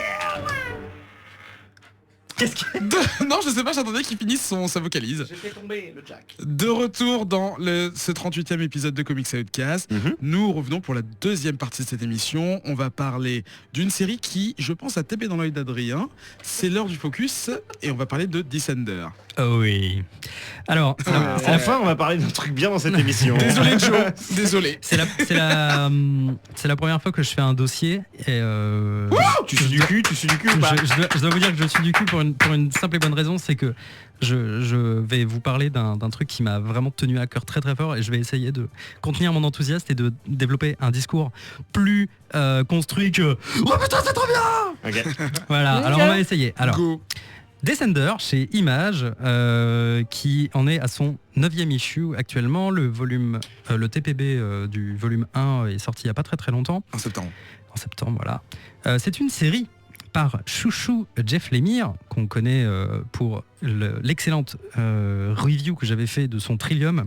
Le mec a pas dit l'excellent Trillium, il a dit Non, non, l'excellent c'est un review. review, on le connaît pour ça. Mais qui a aussi écrit Underworlder, Sweet Tooth, qui a officié sur Animal Man et Sex County, ou encore aux commandes du futur Moon Knight, et ça j'ai très hâte. Donc il est au scénario sur Descender et il team avec Dustin Nguyen, qu'on connaît pour pas mal de choses dans le Batverse, notamment Street of Gotham ou encore quelques numéros de Batgirl et le Lille Gotham. Il est ouf, il est ouf. Il est complètement ouf et donc là il fait tout, le sketch, le clean et la couleur. Le clean le trait quoi. Voilà. Sorry, je vous fais le pitch et je vais vous démontrer pourquoi Doctor Strange c'est de la merde et enfin de plein de choses en fait. Et toutes les autres d'ailleurs. Non mais pourquoi une follow, voilà pourquoi ça rate. Je vous fais le pitch et je vous donne le numéro des pages en même temps. Alors on apprend que Descender a lieu dans ça commence dans une... Bien cohérent. voilà, ça commence vraiment pas mal. Il est ému. Je suis un peu ému. Ça commence dans ce qu'on appelle l'UGC, le United Galactic Council, qui s'avère être 9 planètes qui sont donc unies dans la galaxie. Et on commence tout de suite sur une planète qui s'appelle Nyariata, qui représente un petit peu genre la capitale, enfin le cœur de cette union des 9 planètes. Une planète d'ailleurs sur laquelle on trouve 9 villes pour 9 ambassades des 9 planètes. Ça compte à peu près 6 milliards d'habitants, dont le Dr Kwon, père de la robotique moderne. Et environ à la page 4, il y a une attaque de robots géants sur les 9 planètes coordonnées. Ces robots détruiront en grande partie les planètes du United Galactic Council. Donc UGC. On en est à la 10e page et on fait connaissance avec notre héros principal qui s'appelle Team 21. Qui est un robot compagnon Un android. Un android, exactement. Qui est super cute. C'est surtout notre meilleur ami. C'est notre meilleur ami, qui est un robot compagnon, donc qui tient compagnie. Il est programmé en fait pour tenir compagnie aux humains et plus particulièrement aux enfants, pour pas qu'il soit trop seul. Parce que c'est un enfant lui-même. Il est designé comme un enfant, effectivement. Et donc, il se réveille sur une ville de la bordure extérieure, sur une petite planète minière. Et quand il se réveille, il se rend compte qu'il est tout seul. Visiblement, il y a eu un petit cataclysme sur sa base, légère apocalypse. Sur sa planète. Il va réveiller son petit compagnon, le petit robot qu'on appellera Bandy, qui ressemble un petit peu à un chien avec un smiley à la place de la tête. Et donc on est mis à sa place. On arrive il est désespérément seul et il va essayer de s'en sortir et de retrouver sa famille. Il apprendra très rapidement que sa mère adoptive est morte et que visiblement tout le monde est mort sur sa planète, quoi. Ça fait 10 ans. Voilà. On sait que ça fait 10 ans qu'il faisait dodo. On en est qu'à la page 22 et donc on retrouve notre Dr Kwon qui est réveillé par une fameuse Telsa, une femme visiblement assez gradée ou autoritaire qui l'embarque dans une mission puisqu'en tant que père de la robotique moderne, il est consulté par cette équipe. On lui dit, voilà, vous avez une théorie, c'est que les robots qui nous ont attaqués étaient trop évolués pour que ce soit le fruit de notre technologie. Mais en fait, en analysant les données qu'on a pu capter juste avant qu'ils détruisent des millions de vies dans la galaxie, on a analysé ces données et en fait, il y a une correspondance partielle de leur code, de leur codex, avec un des robots que vous avez conçu, à savoir le Team, qui est un modèle de compagnie humaine, au même titre donc que ce Team 21 qui en est un modèle. Et un modèle vient de se réveiller, donc très très très très loin d'ici. Venez avec nous, si on le capture, si on le chope et qu'on arrive à analyser ce robot, on saura pourquoi et peut-être qui sont ces robots qui ont fait tant de mal à notre espèce. Et les voilà partis à la quête de Tim, qui va être aussi, lui, un petit peu embêté par d'autres personnes. Et en fait, l'histoire est lancée, c'est-à-dire que Team 21 va être un peu le MacGuffin, c'est-à-dire l'objet de tous les désirs de tout un groupe de gens à travers la galaxie, dont l'UGC, qui est représenté par Telsa et Dr Kwon, des scrappers, à savoir des espèces de braconniers, voilà, des chasseurs de tête, et plein d'autres encore que vous découvrirez. On découvre une foison de personnages secondaires et voilà, c'est très très chouette. Je vais pas en dire beaucoup plus, si ce n'est de vous parler, alors par exemple des inspirations, parce qu'on retrouvera dans Descender pas mal de similarités, par exemple avec AI ou le mythe de Pinocchio, en fait, qui est finalement sonder, retrouver l'humanité pour Timothée ou devenir un vrai petit garçon, vivre au sein des hommes, d'une famille. On peut retrouver des inspirations aussi dans Daryl ou Metropolis. Oh, Daryl. Et oui, vous vous souvenez de Daryl, Avec le petit l'histoire sans fin, putain. ou encore même de l'œuvre de Kadik, Do Androids Dream of Electric Sheep, à savoir Blade Runner. Finalement, le but de tout ça, c'est de savoir genre qu'est-ce qui fait un androïde, qu'est-ce qui fait un homme. Dans les comics, finalement, c'est quelque chose qui avait déjà plus ou moins été traité avec les robots. On retrouve, je sais pas, Ultron, Vision, Jarvis, Astro Boy, les Transformers dans les années 80, quelque chose comme ça. Pour revenir au cœur de l'écriture, Jeff Lemire chouchou, mon amoureux d'amour, qui réalise là un truc, pour moi je trouvais ça vraiment absolument parfait dans la mise en scène. Il refait quelque chose qui est un peu similaire à Trillium, avec beaucoup de flashbacks, de mise en opposition des pages. Quand on consulte le bouquin en papier, ça fonctionne super bien. Mais pour rebondir là-dessus, quand j'ai fini le tome 1, je me suis dit ok, il faut absolument que je lise la suite parce que j'étais complètement accroché. Et j'ai téléchargé sur Comixology la suite des épisodes, et du coup j'ai consulté les comics en guided view. Et en fait, je pense que le guided view met vraiment en avant la qualité de la mise en scène. Parce que j'ai essayé par exemple sur Unfollow et fonctionne pas du tout. Donc on rappelle juste, c'est le fait donc, que le guided view, l'application... en fait, à chaque fois qu'on clique, il fait passer les cases les unes après les autres, avec éventuellement des effets de zoom, de dézoom, etc. Et là, en fait, on se rend compte de la qualité du découpage et de la mise en scène globale de Jeff Lemire et de Dustin Nguyen. Jeff Lemire qui est quand même en ce moment en train d'écrire 6 séries quoi, à peu près. C'est-à-dire qu'un mois il écrit Descender, Bloodshot et Old Man Logan, et le mois d'après il écrit Black Hammer, X-Men et Moon Knight. Donc, le mec est un peu on fire. Il a 6 têtes et 12 mains. Pour l'accompagner, Nguyen qui lui nous fournit un truc qui est entre le comics et le graphic novel. Et le dessin fait à l'arrache sur une feuille. Non mais dans le bon sens du terme. Ouais. En fait, c'est ça qui est assez incroyable, c'est que donc tout Descender est fait à la main. Il n'y a pas d'ordinateur dans le jeu. Et ça c'est bien. On voit le papier et c'est fait, donc c'est coloré à l'aquarelle. Et je trouve ça super intelligent d'avoir choisi finalement une exécution qui va montrer la sensibilité, les défauts. Et le grain, finalement, l'humanité du dessinateur pour quelque chose qui va justement parler des robots. Ouais, je trouve ça vraiment assez malin. Moi, chaque page, j'ai envie de les découper, de les encadrer chez moi, tellement c'est des œuvres d'art à part entière. Et au-delà de ça, ce bouquin, c'est une pure définition de la science-fiction. Dans un univers original et très... c'est un space opéra, on va dire, avec un univers assez foisonnant qu'on pourrait comparer à Star Wars ou à Battlestar Galactica, ces grandes épopées avec des planètes, avec des espèces, avec un vrai bestiaire, à tel point d'ailleurs que le TPB, le volume 1, a un atlas des planètes qui définit un petit peu chaque chose. Et puis surtout, la vision, donc dans la science-fiction, on a l'aspect à la science, et donc une vision de la technologie et de la façon dont on pourrait l'utiliser, nous, aujourd'hui, au XXIe siècle. Vraiment le science gone wrong. C'est-à-dire les robots qui nous auraient annihilés, pourquoi, comment, qu'est-ce qui se fait. Et donc ça, dans l'analyse, dans l'anticipation et l'analyse de la nature même de l'homme, ça en fait une grande œuvre de science-fiction. Même humaine, tout simplement. Ouais, complètement. Et du coup, alors, je veux juste faire une toute petite parenthèse sur les robots, parce que dans ce bouquin, il y a énormément de personnages qui sont des robots. Je sais pas, en fait, du coup, en repensant à ça, je pensais qu'est-ce qui définit l'homme, qu'est-ce qui définit le robot, et qu'est-ce qui définit les relations entre les hommes et les robots.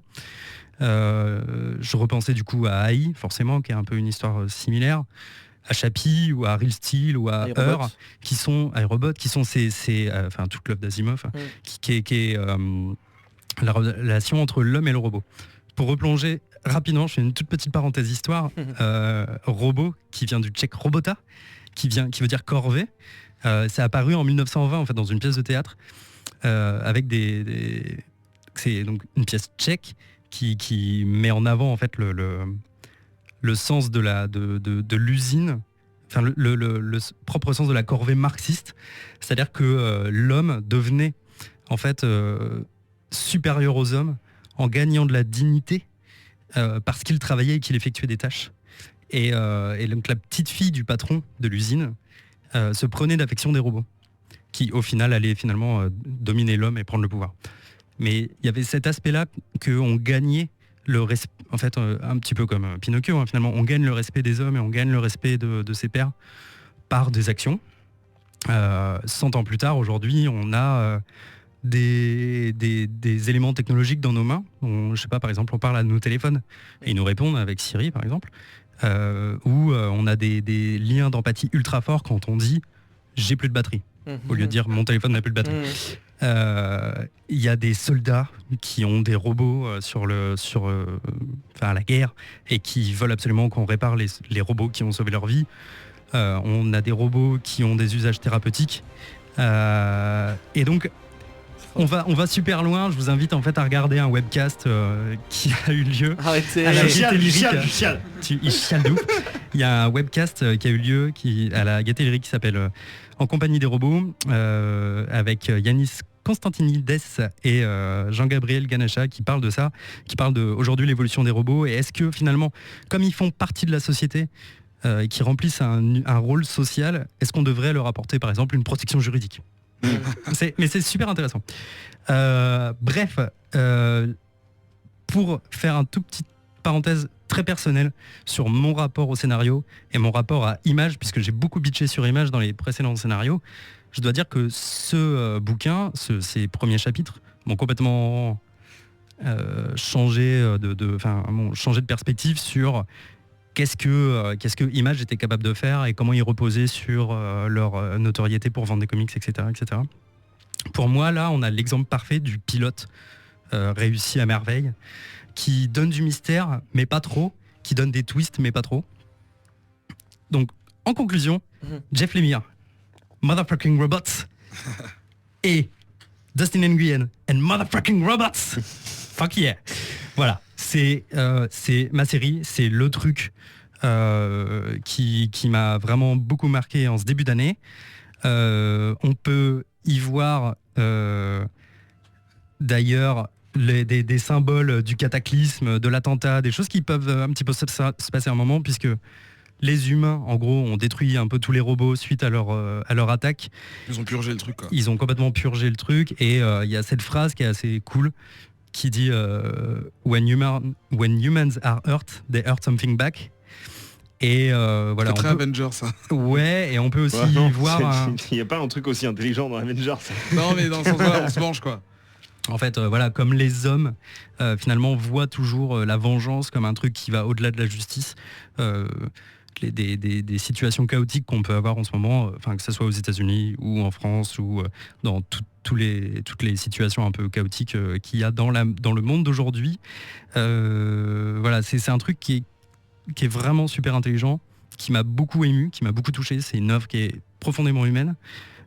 Qui pourtant est de la science-fiction, mais voilà, c'est vraiment chouette. C'est pas pour rien que Sony a acheté les droits d'adaptation avant même que le truc sorte. Oh là là. Oh putain, j'espère que ça va bien. J'espère que ça va pas sortir trop vite, qu'on puisse encore profiter de la beauté de la chose. S'ils trouvent un bon acteur pour faire Team, c'est gagné. Peut-être. Voilà, attaquer le truc, c'est vraiment la meilleure chose que j'ai lue en science-fiction depuis un petit moment.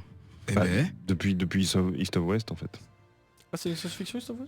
Ah bah oui. Bah oui. Ouais, il y a de ça. Ouais. Du coup, on va d'abord passer la parole à Ben. Est-ce que tu as lu également Photo de moi. Est-ce que tu as rentré ce comics dans ta collection personnelle?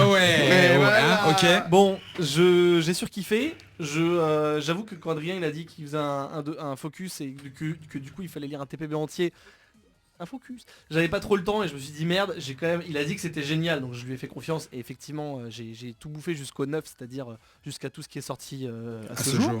Ce qui m'a fait un peu peur au début, c'est que, très rapidement parce que j'ai changé d'avis au bout de quelques pages, c'est que c'est un univers, comme l'a dit Adrien, ultra riche, ultra dense, avec beaucoup de planètes, beaucoup de noms, beaucoup de peuples, beaucoup de visages différents, beaucoup de designs différents de personnages. Et ce qui est assez dingue, c'est qu'à aucun moment, sauf au tout début, enfin c'était une appréhension qui s'est vraiment évanouie dès le départ, à aucun moment j'étais largué, ou en fait j'ai lu ça avec une facilité, je sais pas comment le mec a fait, mais en gros il te fait prendre conscience qu'il y a une richesse de dingue dans son univers, mais par contre à aucun moment c'est imbitable, à aucun moment il te saoule, à aucun moment c'est compliqué de comprendre, tout est, enfin franchement je sais pas, ça m'a vraiment bluffé, je me suis dit... pourquoi tout le monde fait pas comme ça, C'est l'émir quoi, c'est ouais, c'est du Hickman accessible quoi. c'est vraiment... Enfin, j'ai vraiment trouvé ça accessible, mais pas dans le sens simple et bête, tu vois, vraiment accessible parce qu'il te donne ce qu'il faut pour que tu puisses... Enfin, c'est assez dingue, je sais pas comment l'expliquer. En fait, je comprends un peu ce que tu dis parce que tu parles, si vous voulez, dans les 3-4 premières pages, c'est vrai qu'on a beaucoup de backstory sur quel est l'état de la galaxie. Et au début, vu que c'est beaucoup de mots un peu inventés, tu dis, bon, c'est quoi encore ce truc là? Et en fait, quand tu regardes simplement le nom des 7 premiers chapitres qui ont été rassemblés en une collection qui s'appelle Teen Stars. Voilà, tu te dis, ok, le mec il fait juste un premier arc, donc évidemment il va devoir poser toutes les premières bases. C'est vrai qu'il aurait pu ignorer tout ça et en fait rajouter cette backstory au fur et à mesure, mais tu te dis au fait non, je suis bien content de savoir ça parce que si c'est encore une de ces séries que je vais continuer à lire dans le futur, je suis bien content de savoir que dans telle planète là-bas, ils aiment pas les robots, il y en a jamais eu, parce que c'est très bien que peut-être que à la fin de cet arc là on passera plein de personnages totalement différents, on ira sur une planète, on restera dans le même univers. Ouais, mais en fait non, c'est vraiment enfin à aucun moment j'ai senti qu'il changeait de rail ou qu'il se disait tiens dans le même univers je vais faire différentes sous-histoires. Non, c'est vraiment un seul et même il y a arc assez peu, narratif. finalement il y a assez peu de personnages Oui, bien et sûr, tous ceux qui sont là sont super bien écrits. Enfin, il n'y a pas de personnage second, il n'y a pas de second rôle traité par-dessus la jambe. C'est quand même vraiment assez... Non, c'est vraiment... Enfin, c'est très très maîtrisé comme univers. Il est foisonnant et en même temps ultra contrôlé quoi. Après j'avoue que moi en général les persos enfants, ça me... Enfin plutôt dans les films que dans les comics, parce que dans les comics c'est assez rare. Ça ne m'enchante pas plus que ça. Donc je me suis dit bon ok, on va voir. Et au final il est attachant, il est... Enfin... Des fois t'oublies que c'est un robot, c'est un peu comme disait Pinocchio, t'oublies que c'est un robot, et j'avoue que moi il y a certaines pages où je chialais pas, mais j'étais quasiment, enfin j'étais pas bien quoi. Enfin, extrêmement émouvant. Exactement. Donc ça c'est vraiment bien. Les dessins, Adrien en a parlé, moi c'est ce qui m'a bluffé, et vous savez que je suis plus sensible aux dessins qu'au scénar en général. J'ai trouvé ça complètement dingue. T'as vraiment l'impression, tout à l'heure je disais un dessin à l'arrache sur une page, c'était pas du tout péjoratif, c'était pour dire... Tu vois le grain du papier, tu sais qu'il a utilisé du canson 20 grammes ou j'en sais rien, enfin c'est assez ouf. Tu vois que son trait, c'est pas un trait Photoshop. Il y a certains... En fait c'est assez dingue parce que je suis souvent à critiquer les dessins en disant putain le trait est feignant, ça me fait chier, ils ont pris un stagiaire, etc. Là, parfois il y a certaines pages où en fait t'as juste le trait de crayon à papier sur la feuille et certains endroits de la page, donc c'est vraiment minime, qui sont colorés à la gouache ou à l'aquarelle. Et pour n'importe qui j'aurais dit c'est vraiment il s'est pas fait chier, mais là je sais que c'est maîtrisé, que c'est voulu, et que s'il a peint un visage c'est parce qu'il voulait que le visage soit peint, s'il a pas peint un corps ou s'il y a le fond qui reste vierge, c'est pas s'il y avait une raison. En fait tout est maîtrisé. Bon je suis pas dans sa tête, hein, je fais que interpréter, mais en tout cas moi je l'ai pris comme ça, je l'ai pas pris comme un... C'est ton rôle en tant que lecteur à interpréter, donc... Bien sûr, mais ce que je veux dire c'est que en gros à aucun moment je me suis dit putain là franchement il aurait pu colorier. À aucun moment je me suis dit là il aurait pu colorier, je sais que c'est maîtrisé, et le dessin, enfin comme dit Adrien... t'as envie de chaque planche. Moi je suis resté plus d'1 minute, et c'est beaucoup 1 minute sur une planche, à regarder, à me dire putain c'est dingue, ou même des fois à continuer de lire et finalement de revenir, parce que pendant que je suis en train de lire je pense encore à la page d'avant, au dessin d'avant, donc bref j'ai vraiment lu longtemps, et en fait ça enfin vraiment je pense, enfin je vais pas redire ce qu'a dit Adrien parce que c'était vraiment cool, je pense que c'est une histoire ça nous fait vivre une aventure parce que c'est science-fiction, mais genre space opéra comme il a dit. Il y a un côté critique avec voilà, un jour des robots gigantesques nous ont défoncé, donc en fait on va niquer tous les autres robots, c'est logique. Donc voilà, plein d'histoires qui ont été faites comme ça sur les races ou etc. pour les humains. Donc ça c'est vraiment bien. Et ce côté voilà, à quel moment un robot peut devenir un humain, enfin où est la frontière entre humain et robot, est-ce qu'ils ont des droits, etc.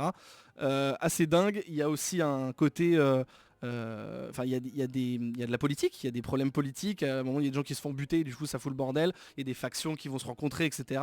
Des peuples qui ont disparu, qui finalement n'ont pas disparu, enfin pas mal de flashbacks qui que l'histoire prend vraiment un autre sens. Enfin, vraiment, c'est hyper riche et moi je le conseille vraiment. Gros coup de cœur.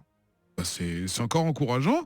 En fin de jeu, Bon, alors moi je vais un petit peu il va nous casser le truc. calmer ouais, je vais casser un peu le truc, ça défonce. Ça peut paraître un petit peu réducteur quand je dis ça, mais ça ne l'est pas du tout dans ma tête. Mais effectivement, je trouve que Descender a un côté, quand je dis Hickman accessible, c'est l'effet que ça m'a fait quand j'ai lu le truc, c'est-à-dire que je me suis automatiquement mis à le comparer, pas en termes de qualité, mais ça m'a replongé un peu dans ma découverte de East of West. Alors qu'il n'y a pas énormément de rapport en fait entre ces deux histoires, mais j'y trouvais des résonances, en tout cas des trucs qui me rappelaient quand j'avais découvert East of West. Et là, depuis le début, Adrien et Ben ont beaucoup appuyé sur le fait que l'univers de Descender est foisonnant, qu'il y a énormément de planètes, énormément de factions, mais qu'en fait tout est finalement très rassemblé autour d'un noyau dur de personnages hyper facilement identifiables et que finalement on peut en faire ce qu'on veut de cet univers hyper vaste et étendu. C'est-à-dire à partir du moment où on a juste compris les enjeux principaux, on peut s'imaginer tout ce qu'on veut sur le reste et projeter nos propres fantasmes, notre propre conception sur l'univers que Jeff Lemire C'est toute propose. la qualité de la C'est ça qui est base, absolument génial c'est que Jeff Lemire propose un univers extrêmement complexe, mais nous laisse choisir en fait un petit peu la complexité qu'on veut lui donner. Alors que dans East of West, Hickman c'est un univers extrêmement complexe, tout est codifié, ils ont dû sortir un atlas vraiment hyper détaillé pour qu'on puisse s'y retrouver et tout. C'est beaucoup Même au plus niveau politique et tout. ouais, c'est beaucoup plus riche, voire lourd si on n'aime pas en termes de contenu, et du coup faut vraiment se plonger dedans. Là où est toute la qualité de Descender, c'est de proposer quelque chose de tout aussi riche, de tout aussi émouvant, de tout aussi profond, avec énormément de thèmes brassés. C'est une œuvre aussi grandiose que East of West, qui pour moi est l'une des meilleures œuvres de science-fiction également de ces dernières années, tout en étant beaucoup plus accessible, mais pas dans le sens... Il n'y a aucune péjoration dans ce que je dis, quoi. C'est-à-dire que c'est accessible au sens le plus pur du terme. C'est-à-dire que c'est une histoire extrêmement universelle, qui est bourré d'émotions, vraiment. Et c'est ça qui m'a, pour l'instant, le plus séduit.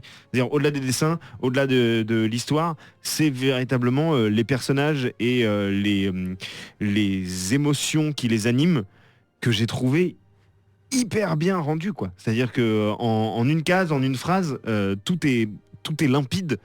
Et franchement, Jeff Lemire se place définitivement avec Descender au niveau des 5 meilleurs auteurs de comics de ces dernières années, au même niveau que Remender, que Hickman, parce que le mec a beau gérer énormément de plateaux en même temps, il en fait tomber aucun, et pour le sien qui lui tient à cœur, qu'il fait avec image parce qu'il a envie de raconter son histoire comme il le veut, il fait un truc, encore une fois, qui me met par terre, quoi. Et pourtant je suis vraiment pas allé aussi loin que vous, vous êtes quasiment tous allés je crois jusqu'au numéro 9, moi j'en suis au numéro 5. Et j'en peux plus, je vais finir ça ce soir chez moi et tu vas voir le numéro 7, mec. Et j'espère vraiment que effectivement si c'est vrai que Sony a acheté les droits et qu'un film est prévu, ça va être très très difficile, quoi, parce que moi en fait le truc c'est que je vois rien de moins bien que Spielberg pour faire un truc pareil, quoi. Enfin c'est du niveau. J.J. Abrams. Ce que je veux dire c'est non enfin en fait pour moi ça a un niveau ça a un niveau de pureté qui en termes de cinématographie entre guillemets blockbuster. Je vois pas qui à part enfin tu vois, la connerie ce serait de mettre un Nolan, quoi, tu vois, que j'aime beaucoup, mais ce mais que je veux dire c'est que c'est pas forcément, même si effectivement ça fait un peu fric, ça pue le fric parce que acheter les droits avant la sortie du bouquin et tout, c'est pas forcément prévu comme un blockbuster. Non, mais je dis pas un petit mec, peut-être pas un Inaritu, tu vois, mais il y a peut-être un petit mec, un Aronofsky, pourquoi pas, qui pourrait faire un truc pas forcément, bon évidemment ça serait vendu comme un blockbuster parce que science-fiction, mais qui peut faire un truc un peu plus intimiste, un peu plus, tu vois. Non mais c'est vrai, mais les références à Artificial Intelligence que que soulevait Adrien sont clairement Ah oui. établis dans le truc et du coup tu te dis putain mais c'est du Spielberg stuff à fond. Donc bref, j'espère que le film sera bien. En tout cas, ça nous enlèvera pas le fait que ce comic book est vraiment un truc à lire sans plus attendre tellement ça défonce. Et pardon, excuse-moi Ben. Une phrase, je voulais Ouais. juste dire que le côté robot humain et tout ce débat, etc. est tellement bien fichu que je m'attends à la seconde à ce qu'un personnage qu'on pense humain depuis le début, ou en tout cas fait de chair et de sang, soit un robot. Je sais pas pourquoi, mais je sens qu'à un moment il va y avoir ça et ça va me rendre ouf et ça va être trop bien. Alors Joe disait c'est accessible à tout le monde. Eh bien oui, on disait en début de revue que le TPB était sorti en anglais en septembre. Eh bien dans quelques jours, le 29 janvier précisément, Ouais. comment il s'appelle déjà, Urban Comics Ah, c'est chez Urban. va sortir la Donc en version plus ça va être française. joli quoi, c'est ça qui est cool. Voilà, Ouais, dans un avec beau un truc peu cartonné comme ils ont machin. l'habitude de le Et faire. d'ailleurs, Jeff Lemire et Dustin Nguyen sont tous les deux à Angoulême. Donc si quelqu'un peut aller me faire signer un Teen Star et me le ramener, je Ah, vais y a Bastien, moyen. si tu nous écoutes. Accessible à tout le monde dans tous les sens parce que c'est pas spécialement gore non plus, donc même les enfants. Non mais en plus, je pense vraiment que ça peut à la fois parler à un enfant Ouais, et à un adulte quoi. Vraiment, enfin. Plusieurs niveaux de lecture. Et en Exactement. parlant d'enfants, je pense que c'est la série où j'aime pas les enfants parce que c'est de la merde, mais j'ai jamais été autant attendri qu'après avoir vu les yeux de ce petit robot Non mais qui putain. est quand même Ah bon bon. bref. Mais et là, Dustin Nguyen, chapeau mon pote quoi. Enfin, tu fais les expressions de tes personnages sont plus vraies que nature. Enfin, Tellement c'est trop bien, attendrissant. c'est trop bien. Je ne redirai ça plus jamais dans ma vie. Dans un instant, la dernière partie de l'émission hors les bulles, on parlera de Legends of Tomorrow, mais juste avant, une petite passe de pub. La légende dit qu'il y a très longtemps, peut-être plus de 1000 ans, 4 chroniqueurs créèrent la société secrète de l'Agapar. On dit que dans leur infinie sagesse, ils offrirent au monde la bonne parole du jeu vidéo, leurs analyses, leurs coups de cœur, leurs coups de gueule et leurs plus beaux jeux de mots pourris. Mais des forces maléfiques les enfermèrent à jamais grâce à un sort dont ils ne purent se libérer. Coincés depuis trop longtemps dans une grotte sombre et humide, frustrés par des siècles de combos ratés à Street Fighter, on raconte qu'ils sont parvenus à reprendre contact avec le monde extérieur grâce à la magie d'Internet. Aujourd'hui, la légende dit qu'une oreille attentive peut les entendre dans l'Agapar sur Radio Kawa. Je savais pas.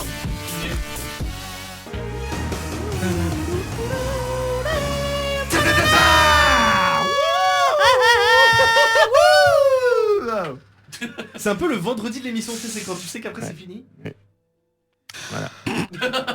Ah, y a pas les retour dans la troisième et dernière partie de l'émission, c'est hors les bulles. Comme je vous l'ai annoncé précédemment, on va parler d'une série d'ici qui est diffusée sur la chaîne The CW, la chaîne des ados prépubères et des blondes. C'est plus trop vrai ça, hein. Tu dis ça à chaque fois mais c'est plus trop vrai. Cite-moi une série adulte sur cette chaîne. The Flash. T'as perdu. Donc, la série qui s'appelle This Is apostrophe S, Legends au pluriel. Ah, je suis déçu. Ah non mais c'est pas This Bah Is. oui. This is Legends of Tomorrow. Non mais c'est This Is. Non, c'est non. This Is. Ah dommage. Moi je croyais que c'était This Is Legends Non, non. of Tomorrow Non, et non. je trouvais ça tellement bien. Non pas trop. Ah Non. dommage. Non, c'est pas non plus une annonce de catch. Ok. De Ouais. catcher. Donc c'est donc une série CW qui rentre dans le cadre de, on va appeler ça l'univers télé DC. Beaucoup d'acronymes, dans laquelle on va retrouver les rebuts. Hein. Je vais directement passer la parole à quelqu'un d'autre parce que j'ai noté le nom des personnages en regardant le pilote qui a été mis à disposition juste la veille de l'enregistrement de l'émission de ce soir. Et donc Ben, Non, pas la puisque tu veille, le l'as jour. dit- Le jour, oui, c'est ce matin. Le jour, Ouais. c'est pour ça que je l'ai pas vu. Oui, c'est vrai, on l'a piraté. Nous avons téléchargé Moi, l'épisode. je l'ai pas vu parce que j'ai travaillé toute la Alors, journée. Je suis désolé. c'est- pour Alors, les est-ce que tu auditeurs peux et me auditrices. faire la liste du roster des personnages je qu'on voulais peut juste voir préciser que avant de c'est- raconter même le plot? Ouais, Parce que non, je je veux voulais pas juste raconter préciser le que plot c'était la même team que Arrow et Flash, donc Berlanti. La même Creative Team, tu veux dire ouais, C'est ça, ok. Berlanti, Kirsberg et Guggenheim. Donc c'est les trois mêmes gars qui Que des noms de chapeautent, musées, donc. Que de, exactement. Il y a Tu John vas Moma. parler face Il y a à ton John- micro, putain. Il y a crois que t'as John dit autre Moma chose. et Charlie Louvre aussi qui bossent dessus. Non mais je vais expliquer, je vais faire le plot. Si c'est et pour dire ensuite des les trucs comme ça, personnages. parle loin de Ok. ton micro. Tais-toi. Donc, le capitaine, attention, Rip Hunter, et non Rick. Question. Qu'est-ce qu'il y connaît aux femmes? Rip Hunter. Donc, le capitaine Rip Hunter, qui vit au 22e siècle à Londres, décide que le monde va mal, parce que le monde est en guerre et que c'est le bordel à cause d'un méchant qui s'appelle Vandal Savage, que certains qui regardent Arrow ou Flash connaissent au moins de nom. Les séries télé, évidemment. et décide donc de sauver le monde en retournant dans le passé grâce à son vaisseau Wave Rider qui donc voyage dans le temps pour constituer une équipe de bras cassés. C'est ça. Bah en fait lui il veut pas ça, mais en gros pour constituer une équipe afin d'empêcher Vandal Savage à différentes époques du temps de sévir et du coup d'arriver à ce moment au 22e siècle où en fait il contrôle la Terre entière. D'accord. Ce que personne n'a jamais fait. Enfin vraiment il a conquis tout le monde. Donc il fait ça et donc il arrive à notre époque où il va recruter 8 personnes que nous avons déjà vues soit dans Arrow, soit dans Flash, soit dans les deux. Ça je dis ça, mais c'est des personnages de comics qui existent dans le papier. Et dedans le papier. Dessus, dedans. À l'intérieur du papier. Donc nous avons tout d'abord, pas dans un ordre précis, hein, mais donc il y a The Atom qui est donc Ray Palmer qu'on a vu dans Arrow, Feu Superman. qui en fait est un espèce d'Iron Man, Ant-Man mélangé. Dans le comics en fait il a un pouvoir de se rétrécir directement, mais dans la série il a une armure qui lui permet de faire ça. On a White Canary qui est ex-Black Canary qui donc est devenue blanche maintenant. Qui est en Parce fait que sa sœur lui a dit. voilà, c'est une meuf qui C'est faisait la partie- Fashion Week et cette année Qui c'est est le morte. blanc. c'est une meuf qui faisait partie de la Ligue des Assassins qui est morte, qui a été résurrectée. L'an prochain c'est très Ressuscité. tartan, donc ça sera ressuscité tartan dans canari. Oh, putain. Ressuscité dans le Pied pied de de poule, Lazare pied de de poule, Razal canari. Ghul. Oh, pied de poule, canari. Je peux finir. Allez, mec, on Jonathan peut- qui n'a même pas regardé la série. Pardon. White Canary donc qui est un assassin. Captain Cold et Heatwave qui marchent ensemble, même si c'est deux personnages différents, donc on les connaît. Michael Scofield et son ouais, c'est frère. les personnages de Prison Break effectivement, machin de enfin, rose, les là. acteurs, qui viennent de l'univers de Flash, donc un mec qui a normalement le pouvoir de lancer de la glace et l'autre du feu. Là dans la série ils ont des flingues, ce que je trouve un peu dommage, mais c'est pas grave. On C'est a pas des méta-humains. Voilà c'est pas des pourquoi. méta-humains. Firestorm donc qui est la combinaison comme dans le comics d'un jeune et d'un vieux, enfin d'un jeune loupard on va dire entre guillemets et d'un vieux scientifique. Loupard. Il fusionne, ce qui donne Firestorm un héros qui a des pouvoirs au niveau moléculaire et chimique, etc. Hawkman et Hawkgirl, bon bah voilà, on les connaît déjà. En fait ils sont Alors perso, je les connais pas trop. en donc, fait, on va en parler surtout parce qu'ils font partie de l'ADN de la série, dans le sens où c'est les personnages les plus ancrés dans le plot. C'est eux Intrigue. qui combattent Vandal Savage, enfin en tout cas Vandal Savage veut les combattre, etc. On en reparlera plus tard. Et donc on a Rip Hunter, donc ce capitaine là qui voyage dans le temps, il est Master of Time. Qu'est-ce qu'il y a, Adrien, tu veux le dire? Qu'est-ce qu'il connaît aux femmes? Rip Hunter. Et le Wave Rider, j'en parle, c'est pas vraiment un personnage, mais vu que c'est le vaisseau dans lequel tout va se passer, c'est quand même intéressant d'en parler. Voilà, donc ça c'est le roster dont tu parlais. De base. Et donc le plot c'est ça, c'est donc il va confectionner cette team qui est un peu bizarre parce que je l'ai pas précisé pour ceux qui connaissent pas, mais Captain Cold et Heatwave sont pas des héros, en fait ce sont des vilains. Je trouve que c'est un point intéressant, on pourra en parler plus tard. Et donc il confectionne cette team qui finalement accepte de Tu voyager. confectionnes des bonbons et des Ouais, vêtements, mais voilà. pas des équipements. Construit, qui rassemble, Rassemble. qui rassemble une team, qui décide d'accepter pour diverses raisons, et donc voilà, les voilà partis dans le temps pour essayer d'arrêter Vandal Savage. Est-ce que je peux dire que la raison c'est Si. juste qu'ils peuvent pas aller dans les autres séries? Parce Alors que c'est non, une série valable. Alors, je pense pas. De tout temps, juste pour dire que Vandal Savage, son pouvoir de vilain, c'est qu'en fait il est immortel et que au fil, donc il vient de l'Égypte ancienne, et au fil des siècles, il a acquis des capacités de dingue, de combat, de survie, etc. Donc en fait c'est un putain de ouf et qui peut pas mourir en plus. Est-ce que c'est grâce au puzzle du Millennium? Continue. Je ne sais pas. est-ce qu'on peut faire l'émission sans Eric? Ouais, Alors, ouais. Ben, est-ce que tu peux me parler donc de... Alors, qu'est-ce qui se passe Absolument, ensuite dans absolument. cet premier épisode? En fait, je voulais juste dire à Eric qu'il avait plein de sûrement fondés, mais je ne le pense pas, d'avis négatifs. Clairement. Et non, mais cela dit, j'étais un peu comme toi au départ. Quand j'ai vraiment vu qu'ils allaient faire cette série, je dis ok, en fait c'est tous les rebuts qui ont les seconds couteaux des séries à succès qui mettent ensemble. Et en fait, après avoir vu l'épisode, on peut toujours avoir cet avis, il est pas complètement faux, mais enfin. on peut C'est spoiler complètement ou pas assumé. Alors voilà, est-ce que, Est-ce que- éventuellement Oui, les en gens fait, des qui veulent spoilers. absolument aucun spoil, mais je pense que c'est pas vraiment un spoil, ça va être juste Ok. l'ADN de la série. Donc, voilà. Fermez vos oreilles pendant 2 minutes. Ok. En fait, pendant la moitié de l'épisode, donc qui dure 40 minutes, j'avais ce sentiment. Je dis, ok, c'est sympa, il y a de l'action, les effets spéciaux sont pas trop mal, etc. On pourra en reparler. Mais c'est vraiment les rebuts des autres séries, c'est chiant. Et à un moment, Rip Hunter, c'est relou. Qu'est-ce qu'il y connaît. Le capitaine leur avoue qu'il leur a menti. En fait, il leur a vendu le truc en disant, venez, on sauve le monde. Dans le futur, vous êtes des légendes. Vous êtes des légendes, D'où le nom Legend of Tomorrow. Du coup, venez sauver le monde et vous deviendrez des légendes. Et vu que pour même s'ils ont des objectifs différents, ce qui les relie, c'est ils veulent Leur la fame en vanité. fait. Voilà, ils veulent L'héroïsme exactement. et la Ils acceptent. postérité. Et à la moitié de l'épisode, ou en tout cas aux 2/3, Rip Hunter leur dit, putain, c'est relou, hein. Le capitaine leur dit, ok, je vous ai menti, enfin en tout cas ils découvrent qu'il leur a menti. En fait, vous êtes personne, c'est pour ça que je vous ai choisi. En fait, vous êtes expandable. Je vous ai choisi parce que vous avez un impact minimum sur la timeline. D'accord. Et Et- en gros, vous pouvez mourir, c'est pas grave. En fait, et du coup, à C'est ce une team moment-là- d'expandable. C'est C'est ça, c'est exactement ça. l'ADN de l'équipe, c'est que c'est des seconds couteaux. Et c'est génial parce qu'en fait, le truc c'est que effectivement, quand t'as cet avis que t'as où c'est des rebuts, en fait, tu changes complètement d'avis. Tu te dis, ok, c'est des rebuts, ok, mais c'est justement pour ça qu'ils sont dans cette série. Et du coup, je trouve que c'est hyper intelligent. Je sais pas si les mecs depuis le début de Flash et Arrow, à chaque fois qu'ils ont mis des héros secondaires, se sont dit on va les regrouper plus tard. Je sais pas. Mais quoi qu'il en soit, je trouve que c'était le meilleur move possible en utilisant ces persos, en faisant une série. C'était le meilleur move. Alors avant de parler du fond de la série, pour moi la raison pour laquelle ces séries existent, c'est Marvel il nous écrase là. C'est possible. C'est tout. Non mais c'est possible, c'est possible. Mais c'est pas grave. Ça empêche pas. Mais après le fond, on peut Voilà. parler du fond, enfin on va en parler d'ailleurs. Et vraiment, je vais laisser parler mes petits camarades, mais c'est qu'un seul épisode, donc effectivement on peut pas se prononcer. C'est pas complètement dingue, mais là où c'est un peu, où c'est séduisant, c'est que déjà c'est la première vraie série avec une équipe.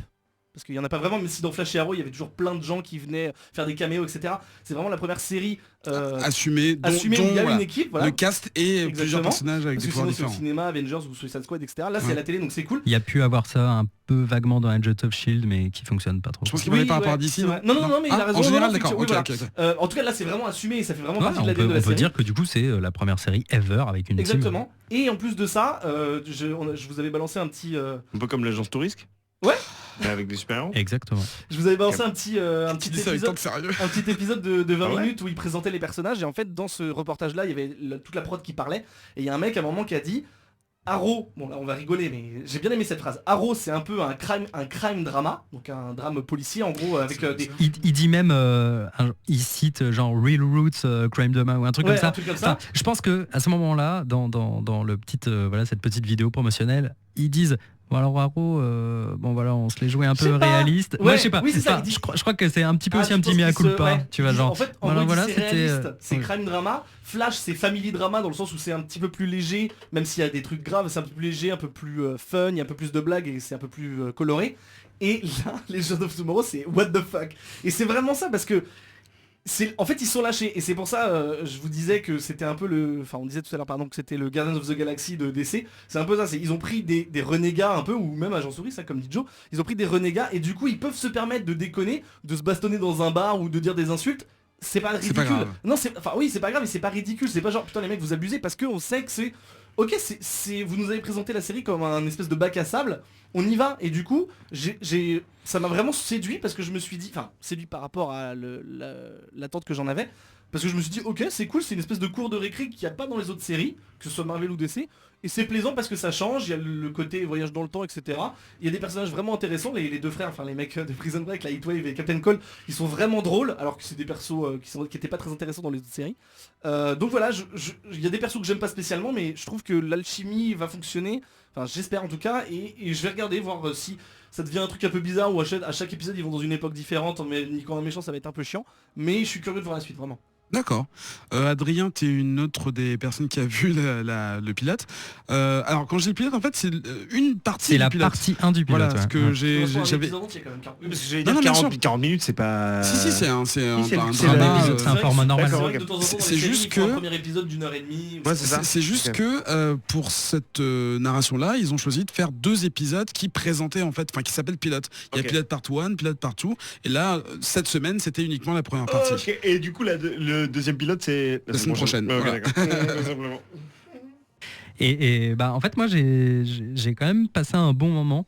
Il y a ce côté tu vois genre anglais du 22e siècle qui a un, tu sais genre qui fait partie du conseil des Time Masters et qui donc monte une team et va faire des voyages dans le temps en commençant par les années 70, à savoir un truc pas très très compliqué, et le mec est, tu sais, un anglais un peu sarcastique qui cherche des sidekicks. Ne le dis pas.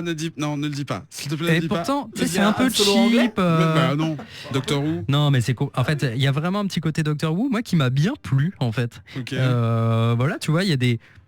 c'est un peu cheap parfois, tu vois, genre l'espèce de baston qui se passe dans un champ, là, tu vois, genre, on n'a pas de décor.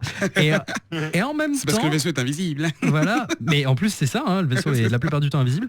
Et c'est plutôt rigolo quand même, enfin, ça fonctionne assez bien. Et moi j'aime beaucoup ce contre-pied de dire ah ouais non mais en fait le titre Legends of Tomorrow est entre guillemets l'ironie sur laquelle tout repose et tout qui est ce que passé vous dès le début, hein. tout ce que les gens un peu médisants comme Eric pourraient dire Eric, celui-là, bah, tu sais, les mecs ils le connaissent, hein.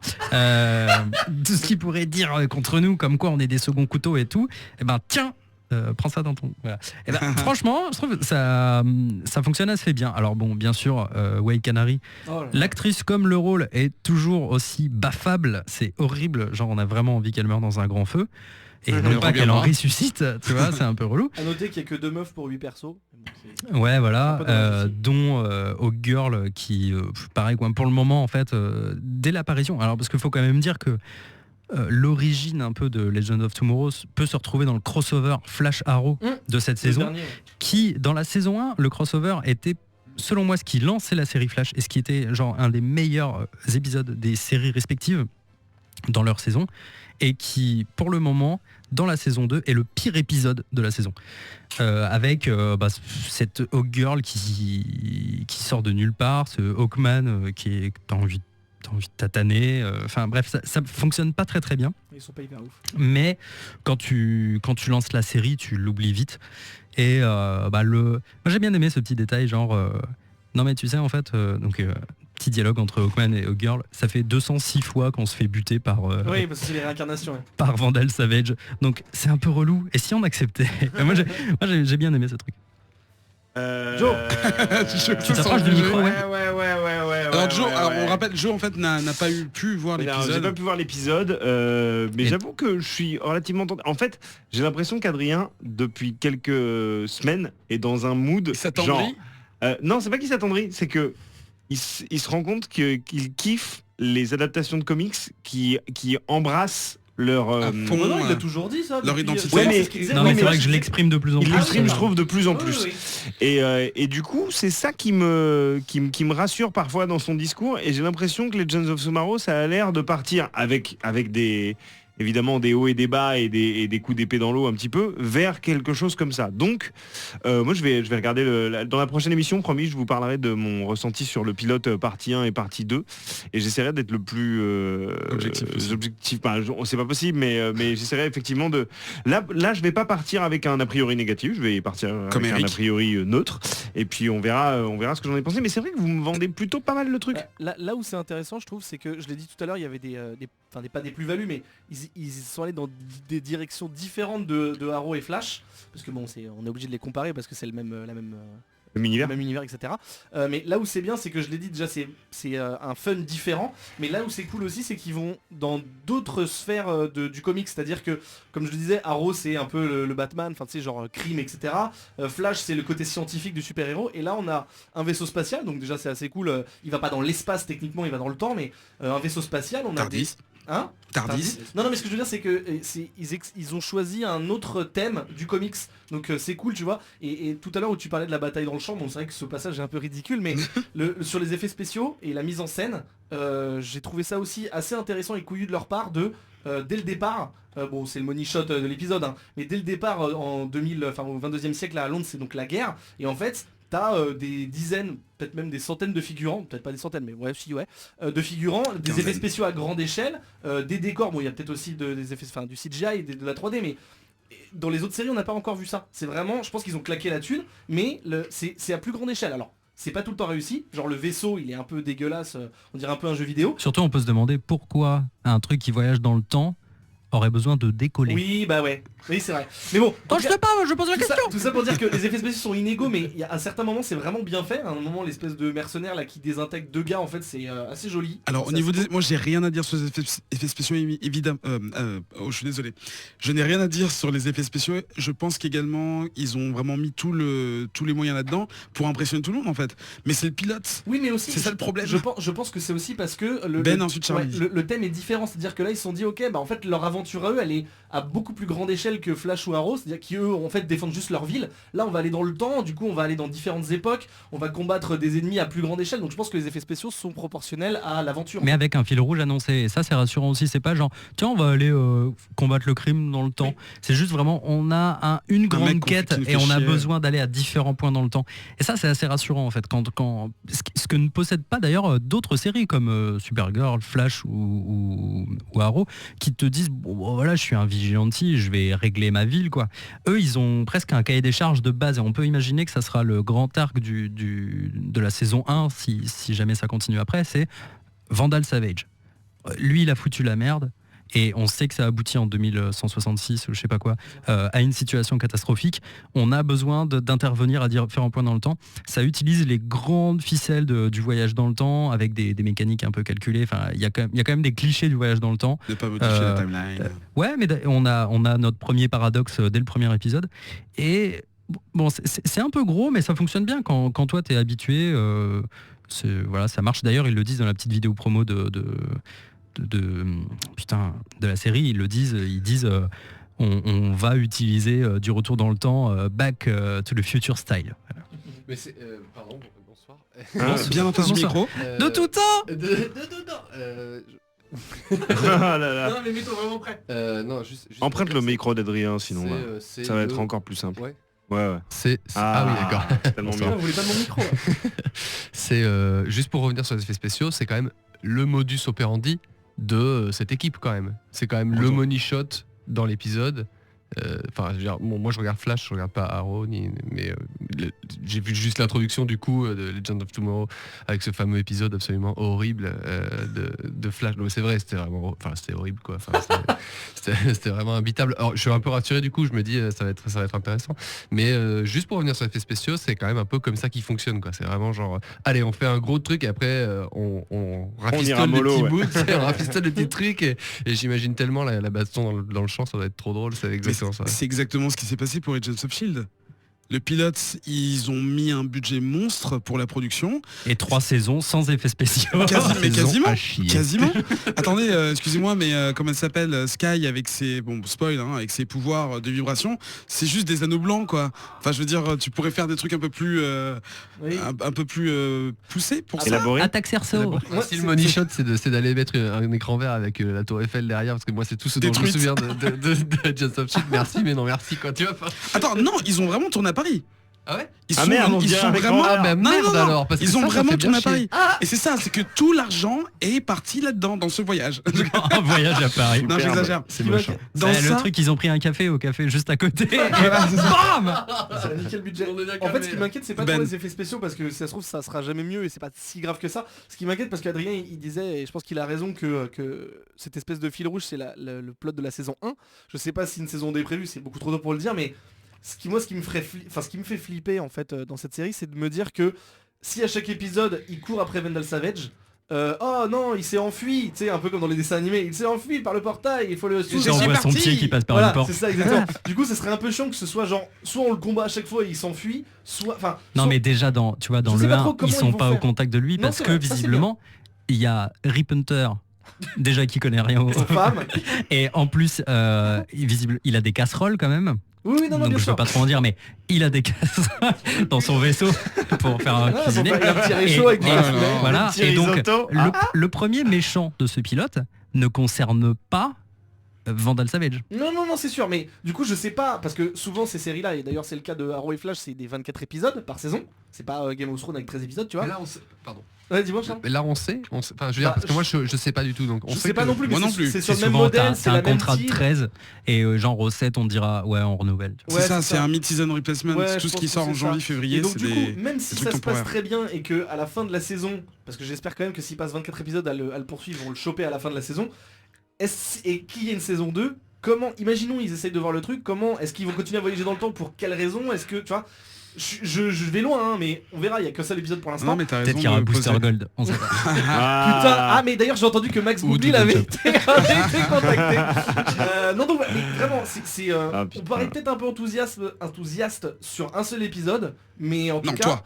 Bah non, mais même Adrien, il est Non, mais plutôt content. voilà, modéré. Mais je suis content, je modérais, je suis assez confiant. Moi, disons que je suis je suis rassuré par agréablement rapport. surpris par rapport à ce que j'attends. Voilà, on verra. Ça se trouve, ça sera à chier, mais possible. pour le moment, écoute, moi je trouve que ça fonctionne bien et je suis vraiment super rassuré par cette posture de. Non, mais on a dit Legends of Tomorrow, mais on n'est pas vraiment des légendes, vous voyez.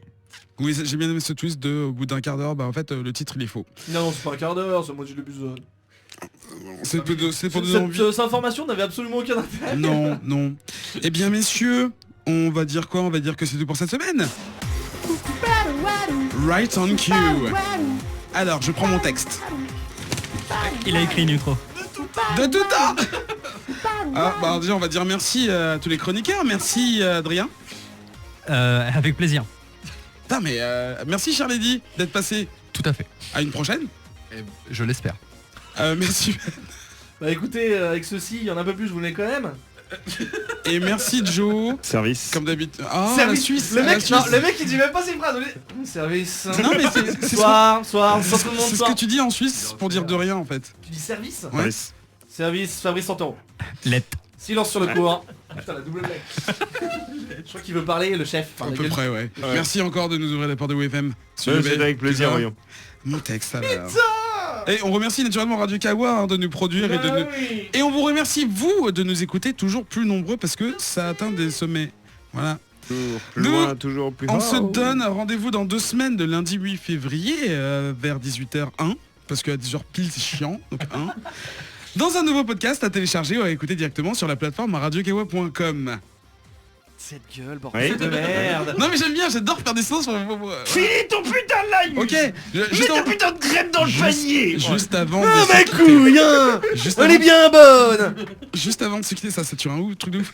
Juste avant de se quitter, je voudrais juste vous rappeler que avec les gens des clairvoyants, le Fasque et Fox et une autre personne dont j'ai oublié le prénom, désolé, on a fait une petite émission spéciale sur l'avenir de Marvel Télé et Marvel Studios et des implications que la séparation qui a eu lieu cet automne vont avoir dans le futur des films et des séries télé. C'est très intéressant, j'ai beaucoup aimé le faire et je pense que ça peut vous plaire à vous également. C'était un mini crossover mais les autres n'étaient pas au courant.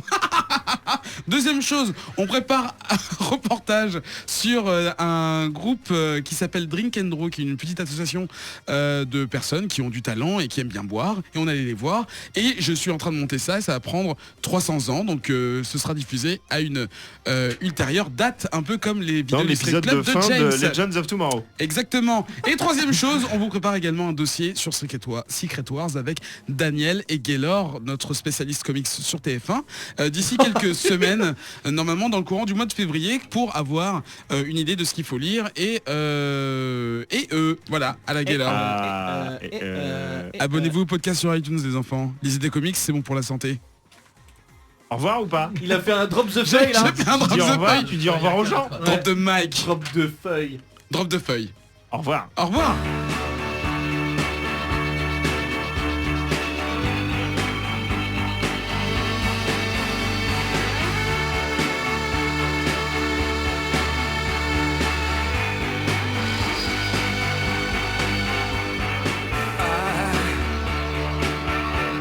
I wish you could swim